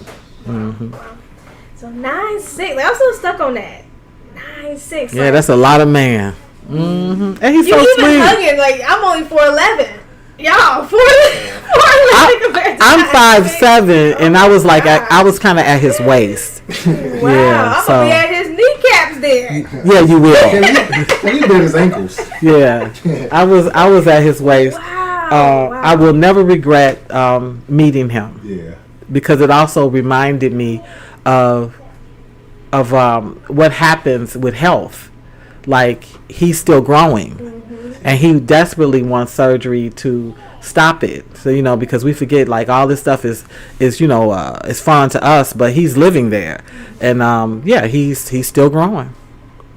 Yeah. Wow. So I said, I'm gonna take my little 5'7" and sit down and shut up. I'm good. I'm cool. So when he received that toilet, like that. Oh, well, you know what? We again, I have to take my hat off of Benjamin. Benjamin found us a contractor in the north. Okay. Because and we had to fundraise for 100% of his toilet, because the way Gama works is it has to be Greater Accra. It has to be in the Accra area. So the program is not even in the north. Okay, so we did the math to calculate what would it cost us to build him a toilet, and we came up with $700 US. And so I did one of my little makeshift flyers and said, hey, and so because the way I work is, if you want to give. If you don't want to give, you don't have to give. Okay, that's it. And I send it out, and there's always a person that's heart is open, and people get in with my projects where they fit in. Like, so if your heart is around education, that's fine. If you like what I do with widows, that's great. If you don't like, what I'm saying, you don't have to feel like every time she puts something up, I need to say something. You don't, because the truth is, you don't care about all these things. You don't. But if you care about this, even like they say in rap, put $5. If you would just give $5, you'd be surprised. $5 in Ghana is 56 CDs. 56 CDs, you can get some fish, you can get some bread, you can get some yam, you can eat. Okay? You can eat. 56 CDs to buy a pair of basic shoes. 56 CDs, you can definitely get you a couple of tanks of gas off of it. It's not small. It's small to us because it's $5. Well, if it's that small, we give money for such foolishness that and I'm not judging, because I've done it myself. You got a pair of Nikes. You got the blue, the green, the gray, and the brown of them. You you come on? Can you get $5? You know your spending habits, and I'm American, so I know we're consumers. With everything we see, I'm gonna get that. I'm gonna get 4 of those and 6 of them and 8 of them. So could you just break off $5 if this touches your heart? But if it don't, just kindly share, because someone in your network may be interested. And people think that the financial gift is the biggest. Actually, it's the access to the network that's the greatest. What helped us with Awuchi's toilet was they think it was like all my friends and family. It wasn't. It actually was primarily strangers who I ran it through TikTok, and they said, okay, what's your Cash App? I'll send you something. So it was a nice blend of new people and then some oldies but goodies. That's just like, man, dude is so big. He's a national treasure. He really shouldn't even be asking for a toilet. And when I met him, he was so humble. I said, these people are taking pictures of you. They're taking pictures of you. They're interviewing you. Do they ever leave you with a love offering? Nothing. And they so humble, because we black. We say, look, you ain't gonna give a brother nothing. You ain't gonna leave us with nothing. You ain't gonna get they don't ask. I said, you got to start asking, because now you're getting older and you're having more health challenges. You need to consider asking. But we were talking about no problem too big. Okay, that's not for me to be his promoter, his representative. You understand? His family, him and his family have to do that. But I planted the seed. I said, let me plant this little seed now. Don't keep giving out these pictures and stuff, and you don't ask for $5. I'm gonna show. I'm gonna put an image up here of Awuchi. Yeah. Really quickly for the people can see. Like, you're not exaggerating. You're like, So I'm gonna read off some comments then while you're doing that. So we have in the chat, we want to say welcome to Jimmy McGee, Laveda Kelly. Hey, welcome. Only Love from Prophetic Whirlwind, Tim Kelly, Sister Kelly. We have T's Journey on here, which I believe is Christina. We have Gail in here, and we have Anthony's sister Dominique. Hey, Dominique. As far as I can see, who's commented. And Dominique actually, she's the last comment that I see. She says, hi everyone. And she says, I love to hear about you being passionate about the sanitary system. Wink, wink. I'm a civil engineer. I need you, girl. I need you. Yeah, that's what we was doing when we was in Tanzania. We was looking at different projects that we can get into. Because, like I said, if we have certain things that we learned here, whether it's schooling, education, however, we can take that same mentality and go and begin to build strategies, methodologies, techniques. Yeah. And so I have on the screen, guys. You can see the gentle giant, as I said. Wow. Yeah. So 9'6". Wow. Yes. And now you have somewhere, like I said, imagine squatting, and it already hurts enough just to squat. As people get up in age. But we talked about this when we were sharing how you asked how the kids did at the outhouse. But you told me that other story of woe. My kids like, come on, mommy. They had no problem. I have a video I showed Wanda, and she's like, look at the kids. To them to have come from obviously America, using the regular bathroom, they had no problem. But the crazy thing is, when we come back here, they didn't want to use the public restroom in the airport. I'm like, but we just came from the Doma, which is rough. And it was totally different. It's like, I can hold it, mommy. Oh my God. So, that I just can't get off the height. 9'6". Yeah, 9'6". And still growing. Still growing. Yeah. So, with that, because we already said, with Wandalands, that's where the blessings come. Yeah. Let's talk about Wandalands. Okay. Let's talk about how it got started. Oh, wow. Hey. I know when we first talked about it, you had the juices and stuff going on. Yeah, that's all I had then was the juices. And from there, it just exploded. Part of what was supposed to happen when I moved to Ghana in particular is that the estranged husband was the juice maker. Okay. So we were starting this business, okay? And I'm not a juice maker. I'm a 34-year educator, okay? But I know good business when I hear it. And so I'm looking at issues with my own age and health, and I understand the value of organic and non-GMO. And I said, yeah, let's go for it. I had already been to Ghana and seen just how rich and plush it is with fresh fruit. And in particular, Ghanaians are huge fans of pineapple. We're not. We tend to be more orange and lemon. But as a group, like in general, we're not big pineapple drinkers. Beautiful drink that had pineapple. It was pineapple. It had lemon in there. It is pregnant talk, ain't it? It made it real nice and icy. Ooh, it was so good. So what they talk. yeah, he and that portion of that journey was legit. He legitimately did know how to make a great juice. In particular, I wanted that soursop because of the anti-cancer properties and the stuff that had really boost your immune system. And so yeah, I went there for that. And I had already shipped a sugarcane press ahead of myself because I wanted the sugar cane, lime, and ginger, which are just packed with medicine. And and so what I ran into was a juice maker that wasn't a businessman. So yes, he made an amazing juice, but in terms of carrying it all the way through, and you have to understand when and this is also precautionary for women more so than men. Okay, people will act like they know how to do things that they don't know how to completely do. So yes, he knew how to make the juice, but he didn't know how to take it to the finish line. The finish line, it needs to be an FDA approved juice. You need to be able to export it to make some money. Yes, you can sell it in the country, but why make a juice that is that packed with medicine and not want it to go out of the country and really thrive? None of the stuff that you do should be narrow. That's the life of the stolen African. We've been limited in everything we try to do. That at some point you get smushed, you get stamped out, you get your stuff taken. So I have the exact opposite opinion about living on the continent. No, I'm going for the big. I want everything big. The elephant big, giraffe big, rhinoceros big. My juice finna be big.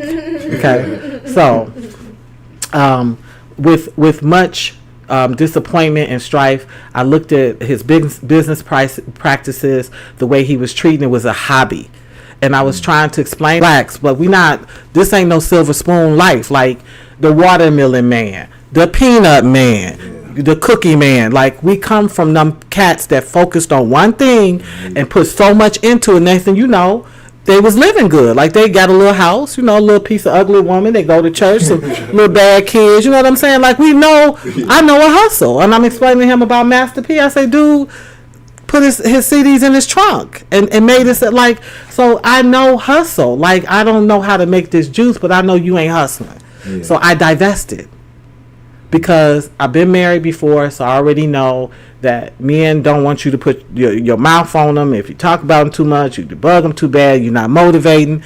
And then I'm getting frustrated because I've left my home. I've left, my house is paid for in the U.S., okay?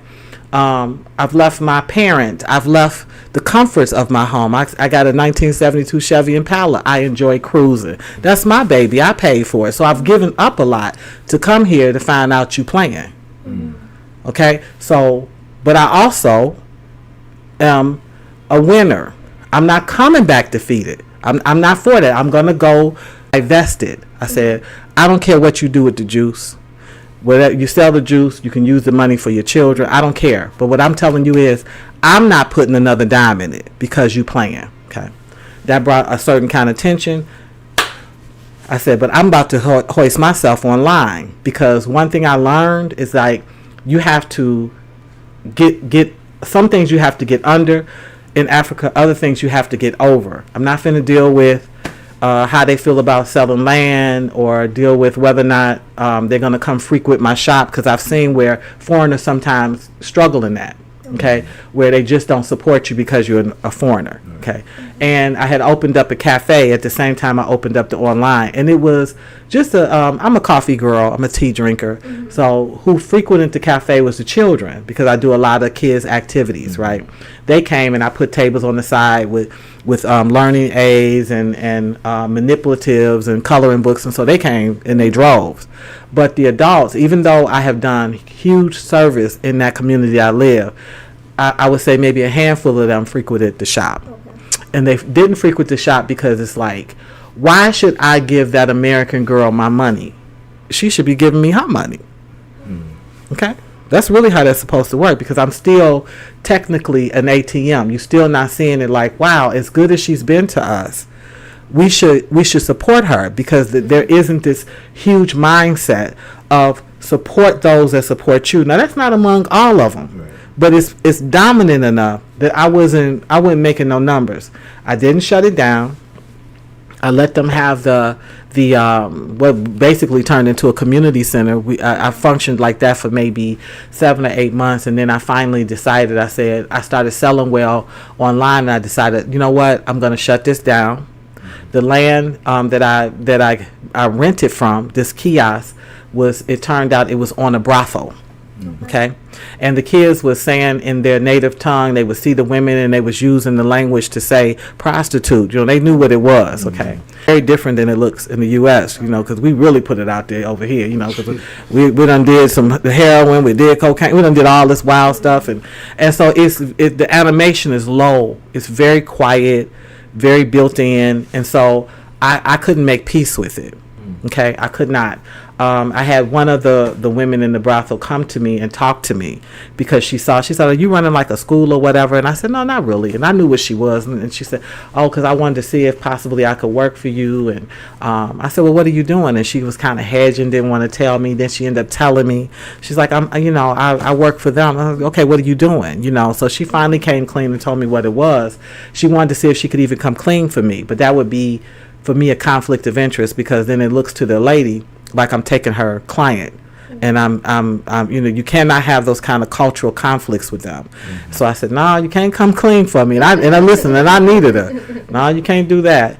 But I was a listening ear for a time, and then I decided, I said, I'm going to call, because she explained to me that most of them were Nigerian, that they had been trafficked, at least for her, she was under the impression she was going to come for a cleaning job, and it turned out to be something else, and she really wanted to go home. And she said every time she was getting close to having enough money to leave, they would raise the price on the room or whatever, because they have to pay for something, and she would be stuck. And so I complained then to my husband and to my dial lady, to a couple other people, and they all their advice was stay out of it.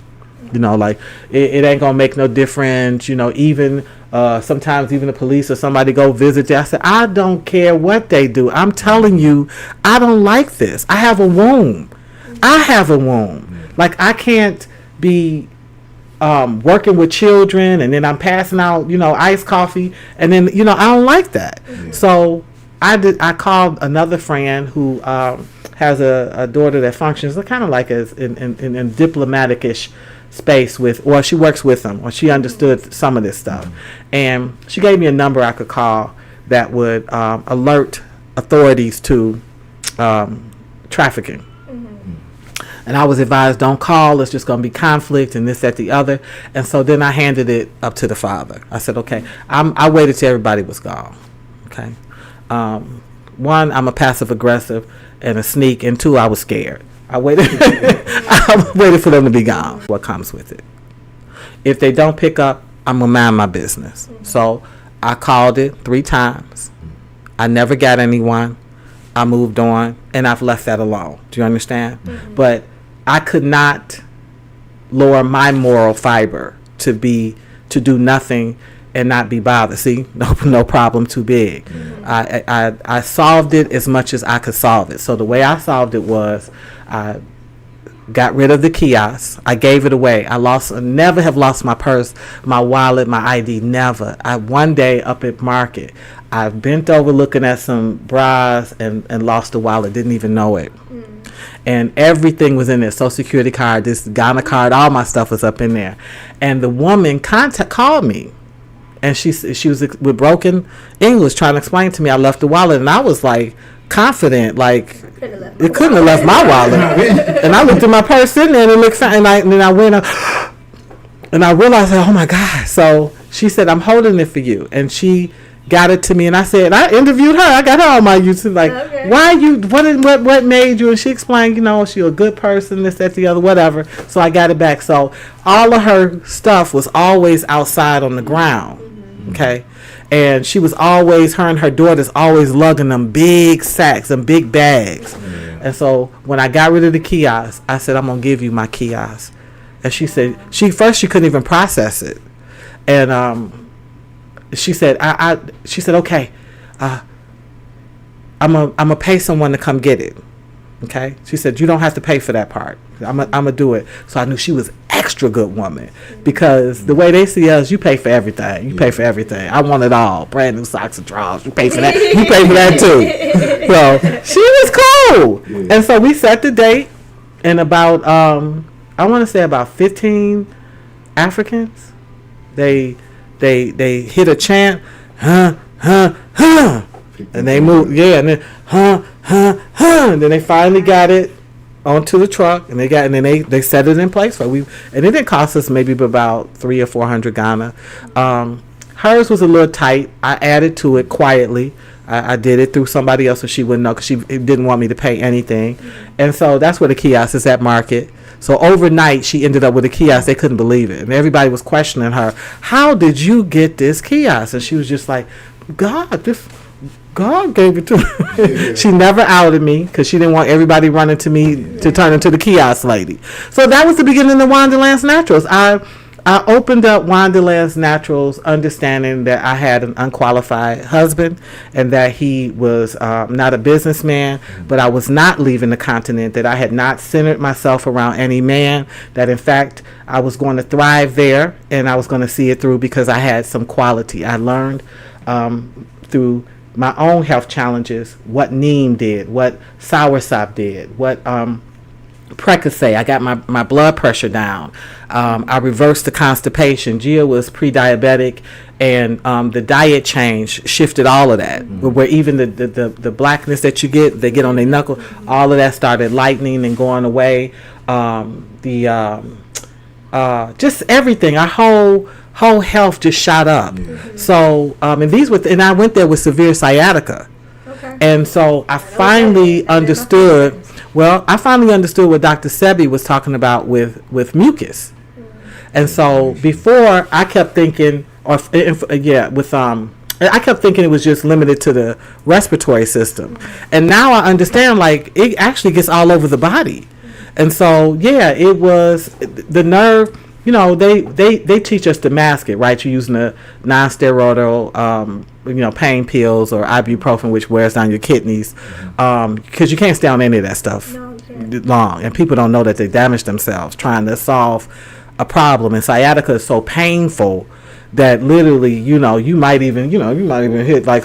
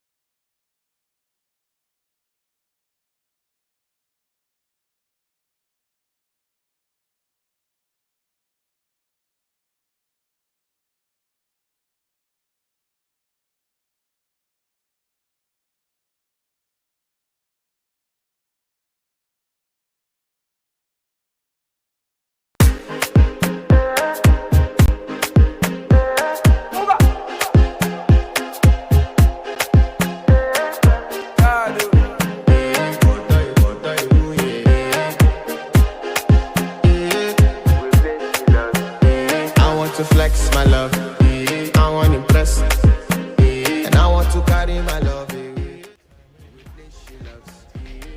What's up, man?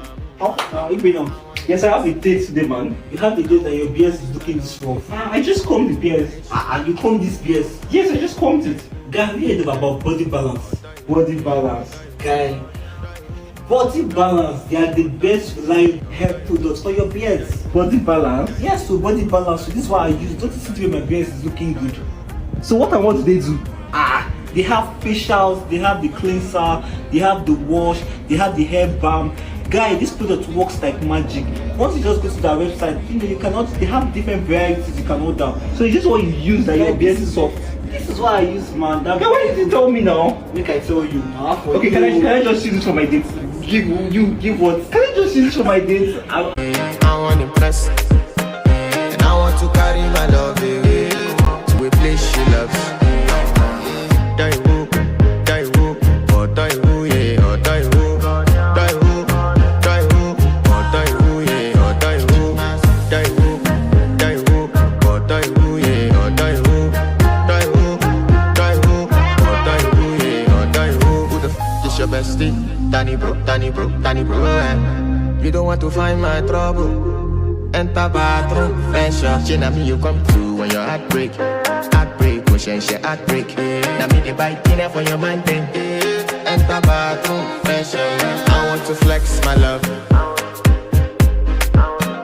and I want to carry my love away to a place she loves. I'm a man, and I want to carry my love away to a place she loves. Die woo, or die woo, yeah, or die woo. Die woo, or die woo, yeah, or die woo. Die woo, or die woo, yeah, or die woo. Die woo, or die woo, yeah, or die woo.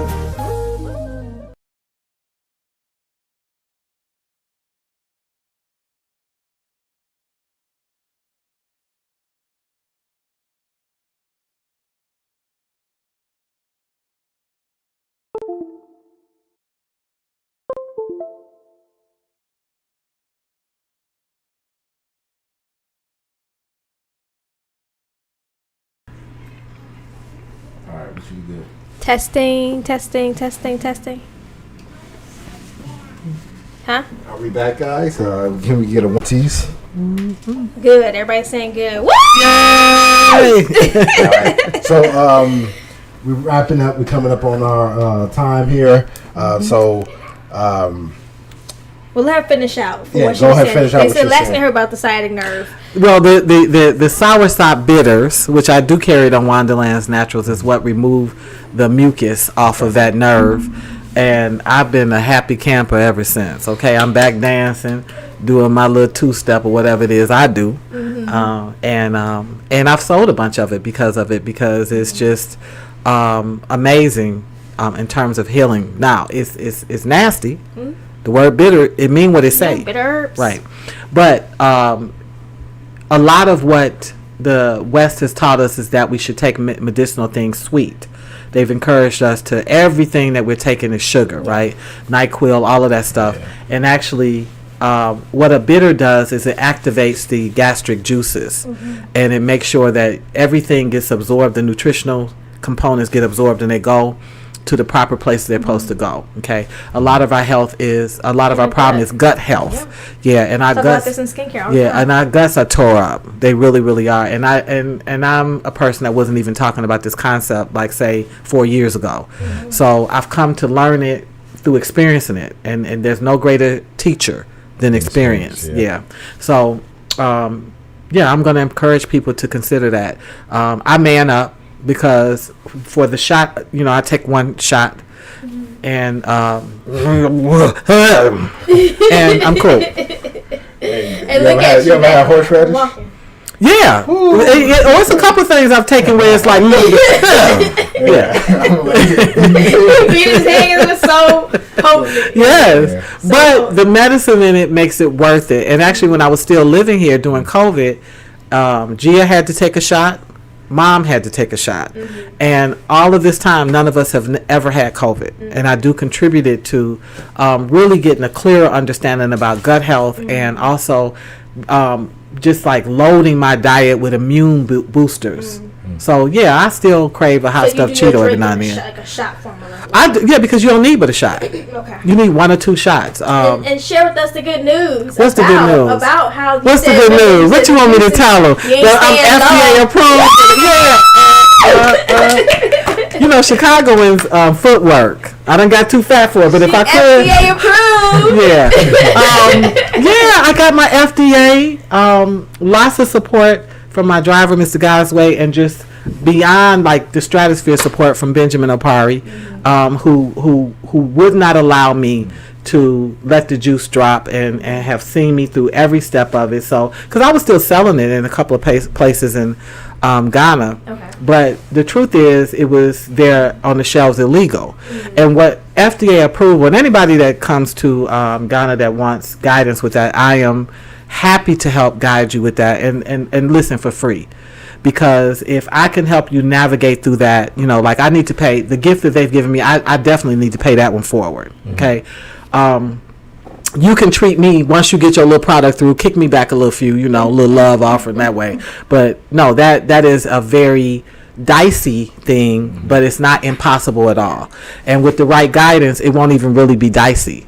Okay, it really won't be. But what it does is it makes your product legal. Okay, it says that some agency has done the chemical work. They've run it through the labs to check that what you're offering to consumers is safe. Okay, and it's looked at where it's being produced to see, is this clean, is this orderly, what the equipment is like, blah blah blah. Now we know lots of things go through FDA and we still get sick from it. They're not following rules or whatever, but that's not the point. The point is do it right, in which case it can go wherever you want it to go. So yeah, now the juice, I can have it produced, it can go to China, it can go to Japan, it can go to America, it will go wherever. Or it can just stay in the country and be safe on the shelves, because even in that country, the fines, when they find you there and you're not FDA, because you get a number, right?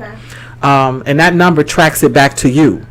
It tracks it back to your factory, to your producer. Okay, when they find you like that, yeah, the financial penalty is huge. And you're on the list. Like, I don't want to be on the trouble list. I didn't like that when I was in school. I want to be on the goody two-shoe list. Like, yeah, I don't want my name slandered. Like, once you on that list, you're on the list. You understand? And you're already a foreigner. You're already like, no, just do it right. So I'm very, very proud of the FDA approval. And that means, like, if nothing else, I have accomplished, finishing, right? I have at least one industry. Like, right now I could say, Anthony, I don't want to do my juice. You can take over the juice. He can run with it. Do you understand? Because it's approved. There's an actual process in place that if he knows better than me, or y'all got better, you know, y'all don't grew some other, you know, yeah, we can do that. Or if you say, oh, you know what, Anthony, I'm doing pineapple and ginger. Then he says, well, I want to do orange. Okay, we can add it. Yeah. And then we just walk through the process to get that flavor, because they do it by individual flavors. Okay. Each one that you do has to be approved. Okay. It's got to be tested, because just because the lemon was pure, that don't mean that the orange was okay, right? Because all of this is science. You know, what's going to mold, what mold spores do, fungi, you know, all of it's different.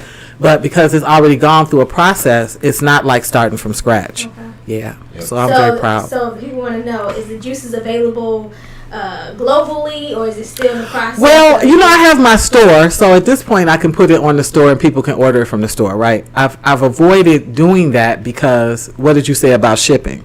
Oh, it's expensive. So I don't want it to be a turnoff. And then you don't want to run into the risk of it not being any good. Well, we pasteurize. Okay. I prefer my juice pasteurized, so I have the juice maker pasteurize me. But so it's okay for it's the shipping. So, but now I'm talking. Before it was no sense having a conversation with the export and import team, because I was a non-player. You can't, your stuff ain't FDA, and you can't export what's not FDA, period. It don't matter what country you're coming from. Everybody has an FDA process. Yeah. So so I'm in some talks. I'm in the lab. That's what's up. Doing work. Like I said, you FDA, now you can export, you can actually continue to fund outward and bring it in to the content, you know. Because I noticed, like, one thing that I've studied is that Africa has more import than export. And it goes back to that. Yeah, and Ghana is one of them places they have import that is almost, some of it's retarded. They make they grow their own cassava. They live off the local rice. The local rice is good. I try as much as I can to eat the local food. Now I do occasionally go to Palace Mall. I do go to Melcombe. These are places that carry imports for us because it's just stuff that I miss. I miss a box of Jiffy. I miss red hot sauce. You understand? I miss that. I want that. So, and they had it, but the majority of what G and I eat, I would say maybe 90% of our diet, we eat like the Ghanaians. That's why we had the tremendous weight loss. That was why we had the health improvement. Their diet is superb, except that group is beginning to mimic a lot of Western eating, and so they are beginning to be burdened. And this is the next stuff that I'm gonna involve myself with, is a lot of diabetic stuff, because they getting that diabetes, and they getting it to the level of losing limbs, and they should not. Africans in general, in my experience from all my travels, they have a superb diet. They have poverty, but that diet. I hate when they even hold a conversation with any other nation about seed.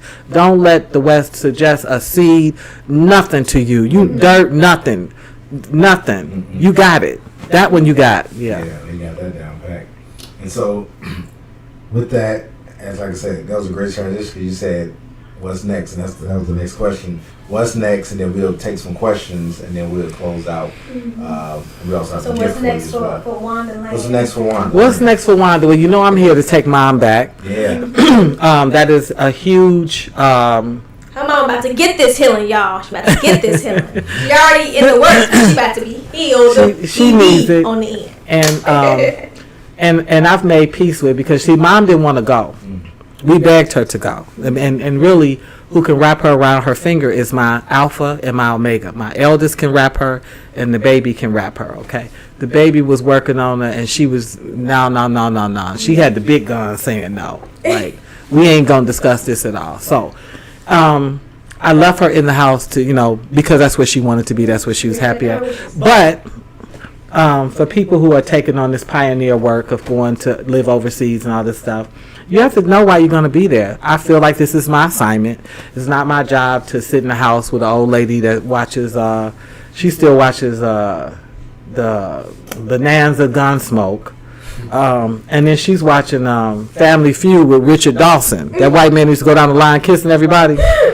Mom, I'm not gonna stay here with you while you watch that, boo. I'm gonna make sure you're comfortable. I got to go. Okay. So she's very proud of me. She was happy, but yeah, the separation is enough. Okay. So that's one. Two is to go back. I have the business, and I have me a little team. I shouldn't call them a little team. They a pretty little impactful team that support what I do. I have somebody that works with my graphic stuff, my flyers and my stick, any labels. I have somebody that's a product researcher. I have a market lady, 30 years of experience, that she gets me some of the best prices.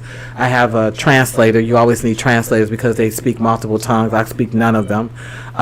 Then I have a doctor, my doctor, Dr. Michael Tate. I hope you're listening. He is he specializes in both holistic and herbal. He's trained in both. That's really hard to find, because usually they pit each other against each other. But he's trained in both. He works out of Timmer Memorial. He actually works at a hospital, so he's serving it. But he's on my team, and so yeah, I'm a PhD. I'm not an MD. Once again, remembering who you are, what your job is. So yeah, I can read things and process and all that. But at the end of the day, medicine is unique. And illnesses are unique, and our biologies are unique, and so I often defer when it's too big for me. I am humble, honey. I say, listen, we have a deal up there. You can have a WhatsApp conversation with the doctor for 20 minutes. Africans are lovely. If it's 20 minutes, he's usually on there 2 hours. Like he doesn't look at the clock and then cut you off. Okay. So, but yeah, you can get your real issues and answered, because maybe what have on my store is not there, but he's a doctor. He knows other options and other things, and then he has access to farms and to some people we hire just to go gather. So no, they don't grow, but they're the gatherer. You pay transport for them to go pick it from the farm, because all this stuff, the different regions grow different things, okay, because different people are growing different things, right? And then they are experts at what they're experts at. So the person that you get your Balbo powder from may not know anything about corn silk, okay, because they don't even work with that. That's not what they're growing. So yeah, he's that person. He can find me that, and but then he also talks to people. He knows other medicine. Then he can listen to pathology too, because some of this stuff, I love herbs. I'm always going to love herbs, but there is a place in pathology where you need chemical bombing, where you actually need to get a farmer's, because you've let this go too far. You understand? It's no tea for this. There's no rub for this. This is full gangrene now. We need to have a whole different other conversation, and he can hear that and know. So, that's my team. Pretty much the part of it. Educating ourselves. I know for me as an esthetician, I was juggling like I want to just only be holistic. Then no use of chemicals. But I just realized when we talk about the word chemical, we really need to break that down. Yes. Because water, falls into the category of how it's basically used together with certain products can be a form of a chemical, right? And so we're like, I don't want no chemicals, I don't do nothing. I just want organic this and vegan this, right? So those are a lot of vegan products, but at the same time, for me, my heart is corrective skincare, because I used to have a face full of acne and hyperpigmentation and all of those things, and it took using certain products that were not quote unquote vegan, but were safe for the body. Yes. The body could break it down, but it would be in a category of being a chemical. And see how you're telling me you're an anesthetician and this is what you do.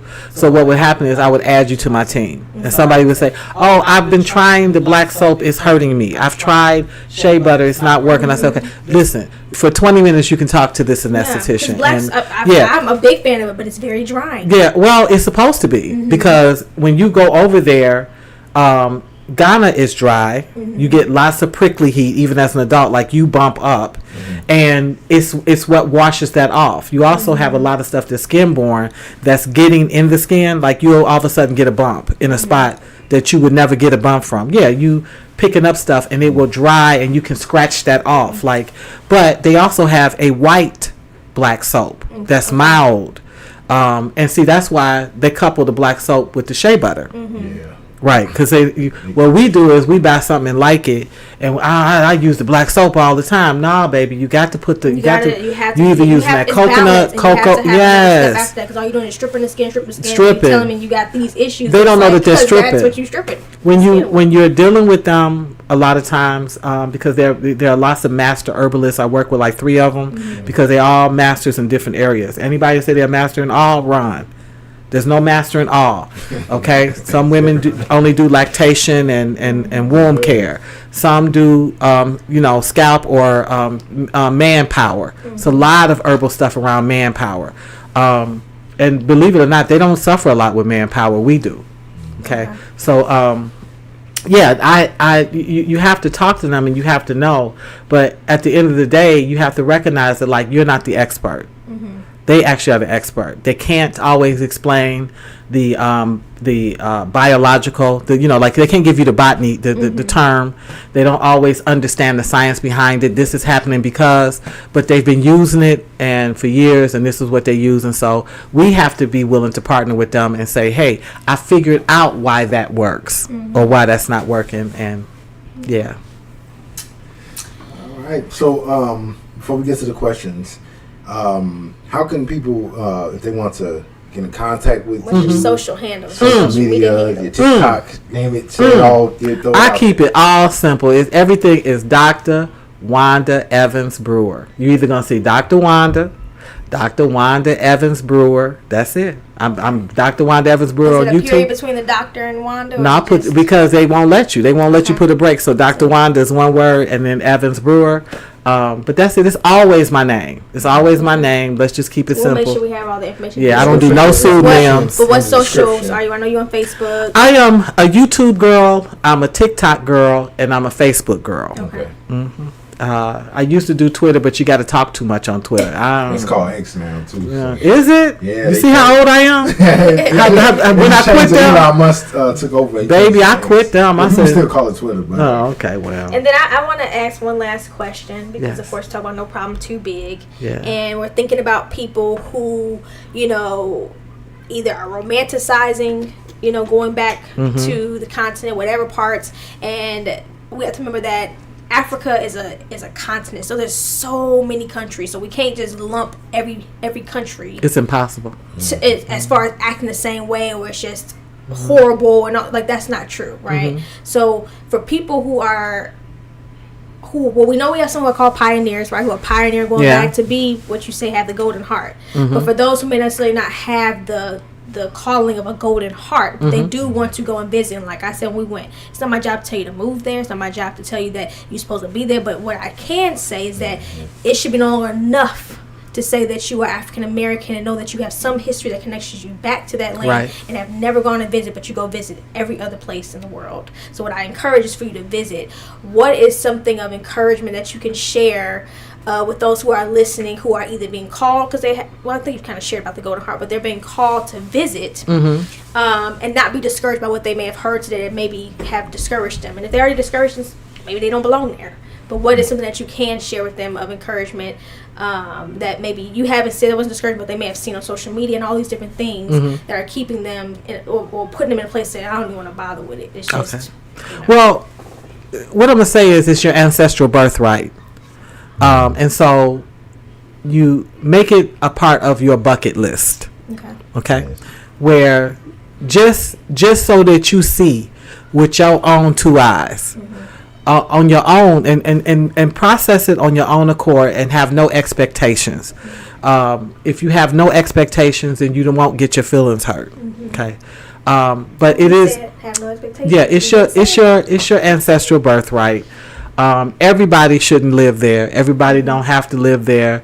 You're not going to hurt anybody's feelings, and you most certainly are not betraying your race because you don't want to live there. Okay.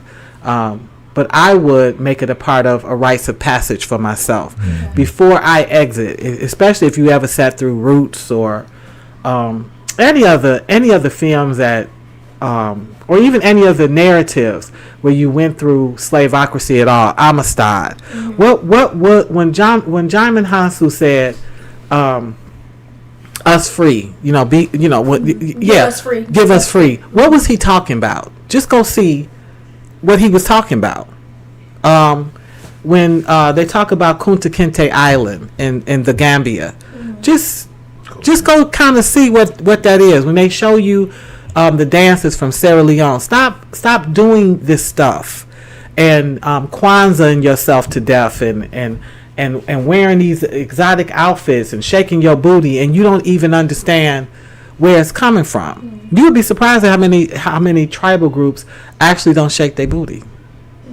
They they're showing us West African dances, but if you see the dances that come out of Rwanda, they almost are like swans. You understand? They do something very different. And you got the ones that use their head. They shaking their head. Like, you will be surprised on just how the different areas. When I was in Uganda, the work was lower body work. It actually was low. It wasn't twerking. It wasn't that. Go so that you know. And I think I'm not a person that believes in following necessarily the DNA test. Like, that shouldn't be hardcore. Many people are taking it. Oh, I'm Igbo. I'm Yoruba. Like, no, just go, and see for yourself and put it as part of your bucket list. So you go, now I know, because in spite of everything negative that goes on, because there is a lot of shucking and jiving and cheating and all this and that, you're going to find out that the continent is everything from peasants to palaces. That actually many Africans live quite well, better than us. That that picture that you saw with the swollen belly and the flies around the mouth, that you're actually not going to run into any of those children that pretty much people eat. They're lean because they're not eating all day and wasting food. You understand? They don't have the luxury of that. They're non-processed eaters. They're not heavy on sweets. The sweets that they eat are natural. So if you ask somebody for a snack, you know, you'll look around and they're cutting up a piece of banana or pineapple or papaya. So your feelings gonna get hurt. Poetry, Right. Your feelings gonna get hurt if you're looking for annihilators. You're looking for you There's a know. lady over there look for some hot flamers. Yeah, you look for some hot flamings. And even if they're making them, they don't be all hot. They are all hot flamings. So no, give yourself that gift. Oh yeah. Give yourself that gift, that rites of passage to just go see. Yeah, that's your ancestral birthright. That's yours. All right, so let's see if we have any questions in here. Any questions in the chat?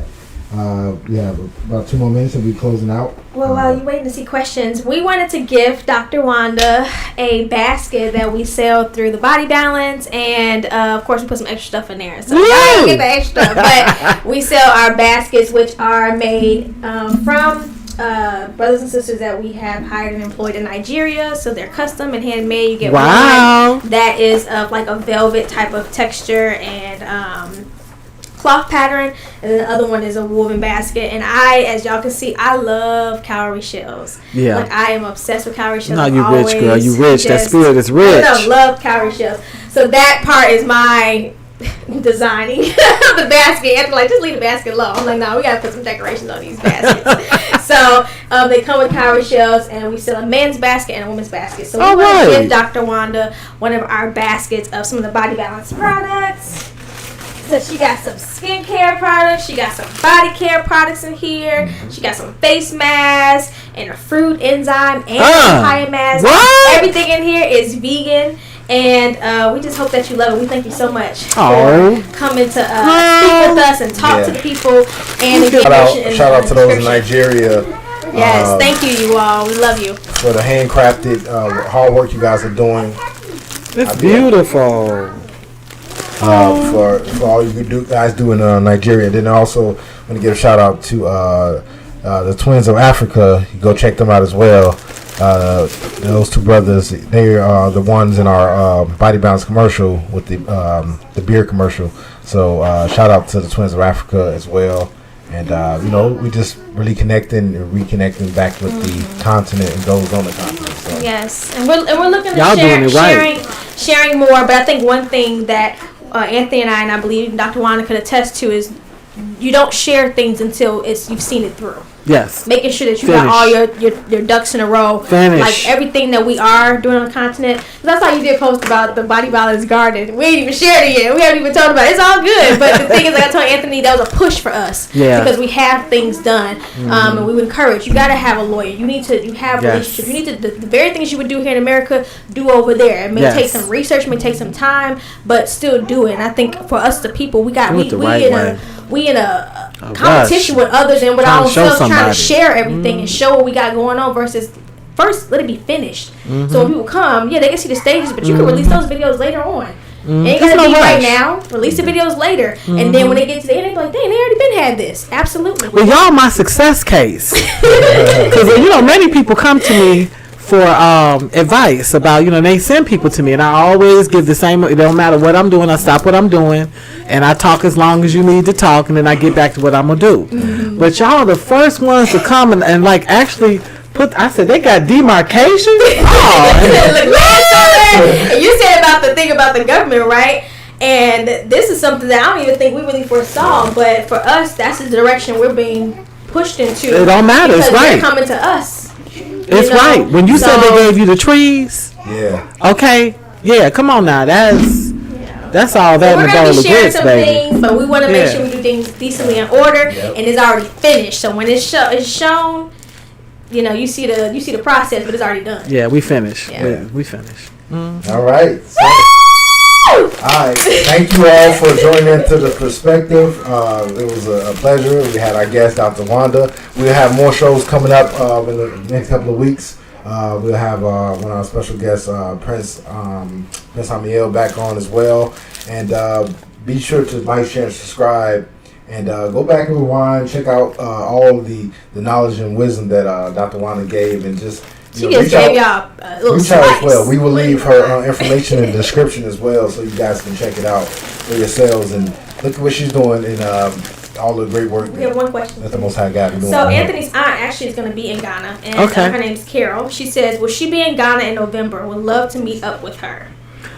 I doubt it because remember I'm bringing mom. So if I'm what time in November I is think she leaves on November 5th, if I'm not mistaken. No. So that's coming up. If she was toward the end of it, yeah. Okay. Well, we'll call her. But tell her, even if you get there and you need me, the WhatsApp is magic.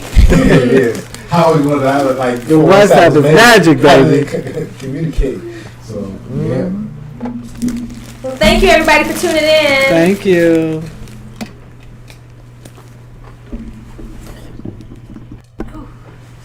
Until the lions have their historians, Is it tales of the bad? hunt I shall thought always it should glorify come the late. hunter.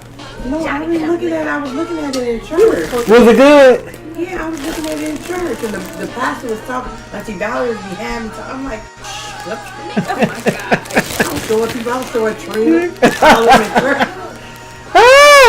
Girl, this is beautiful in this basket. I ain't opening up my stuff.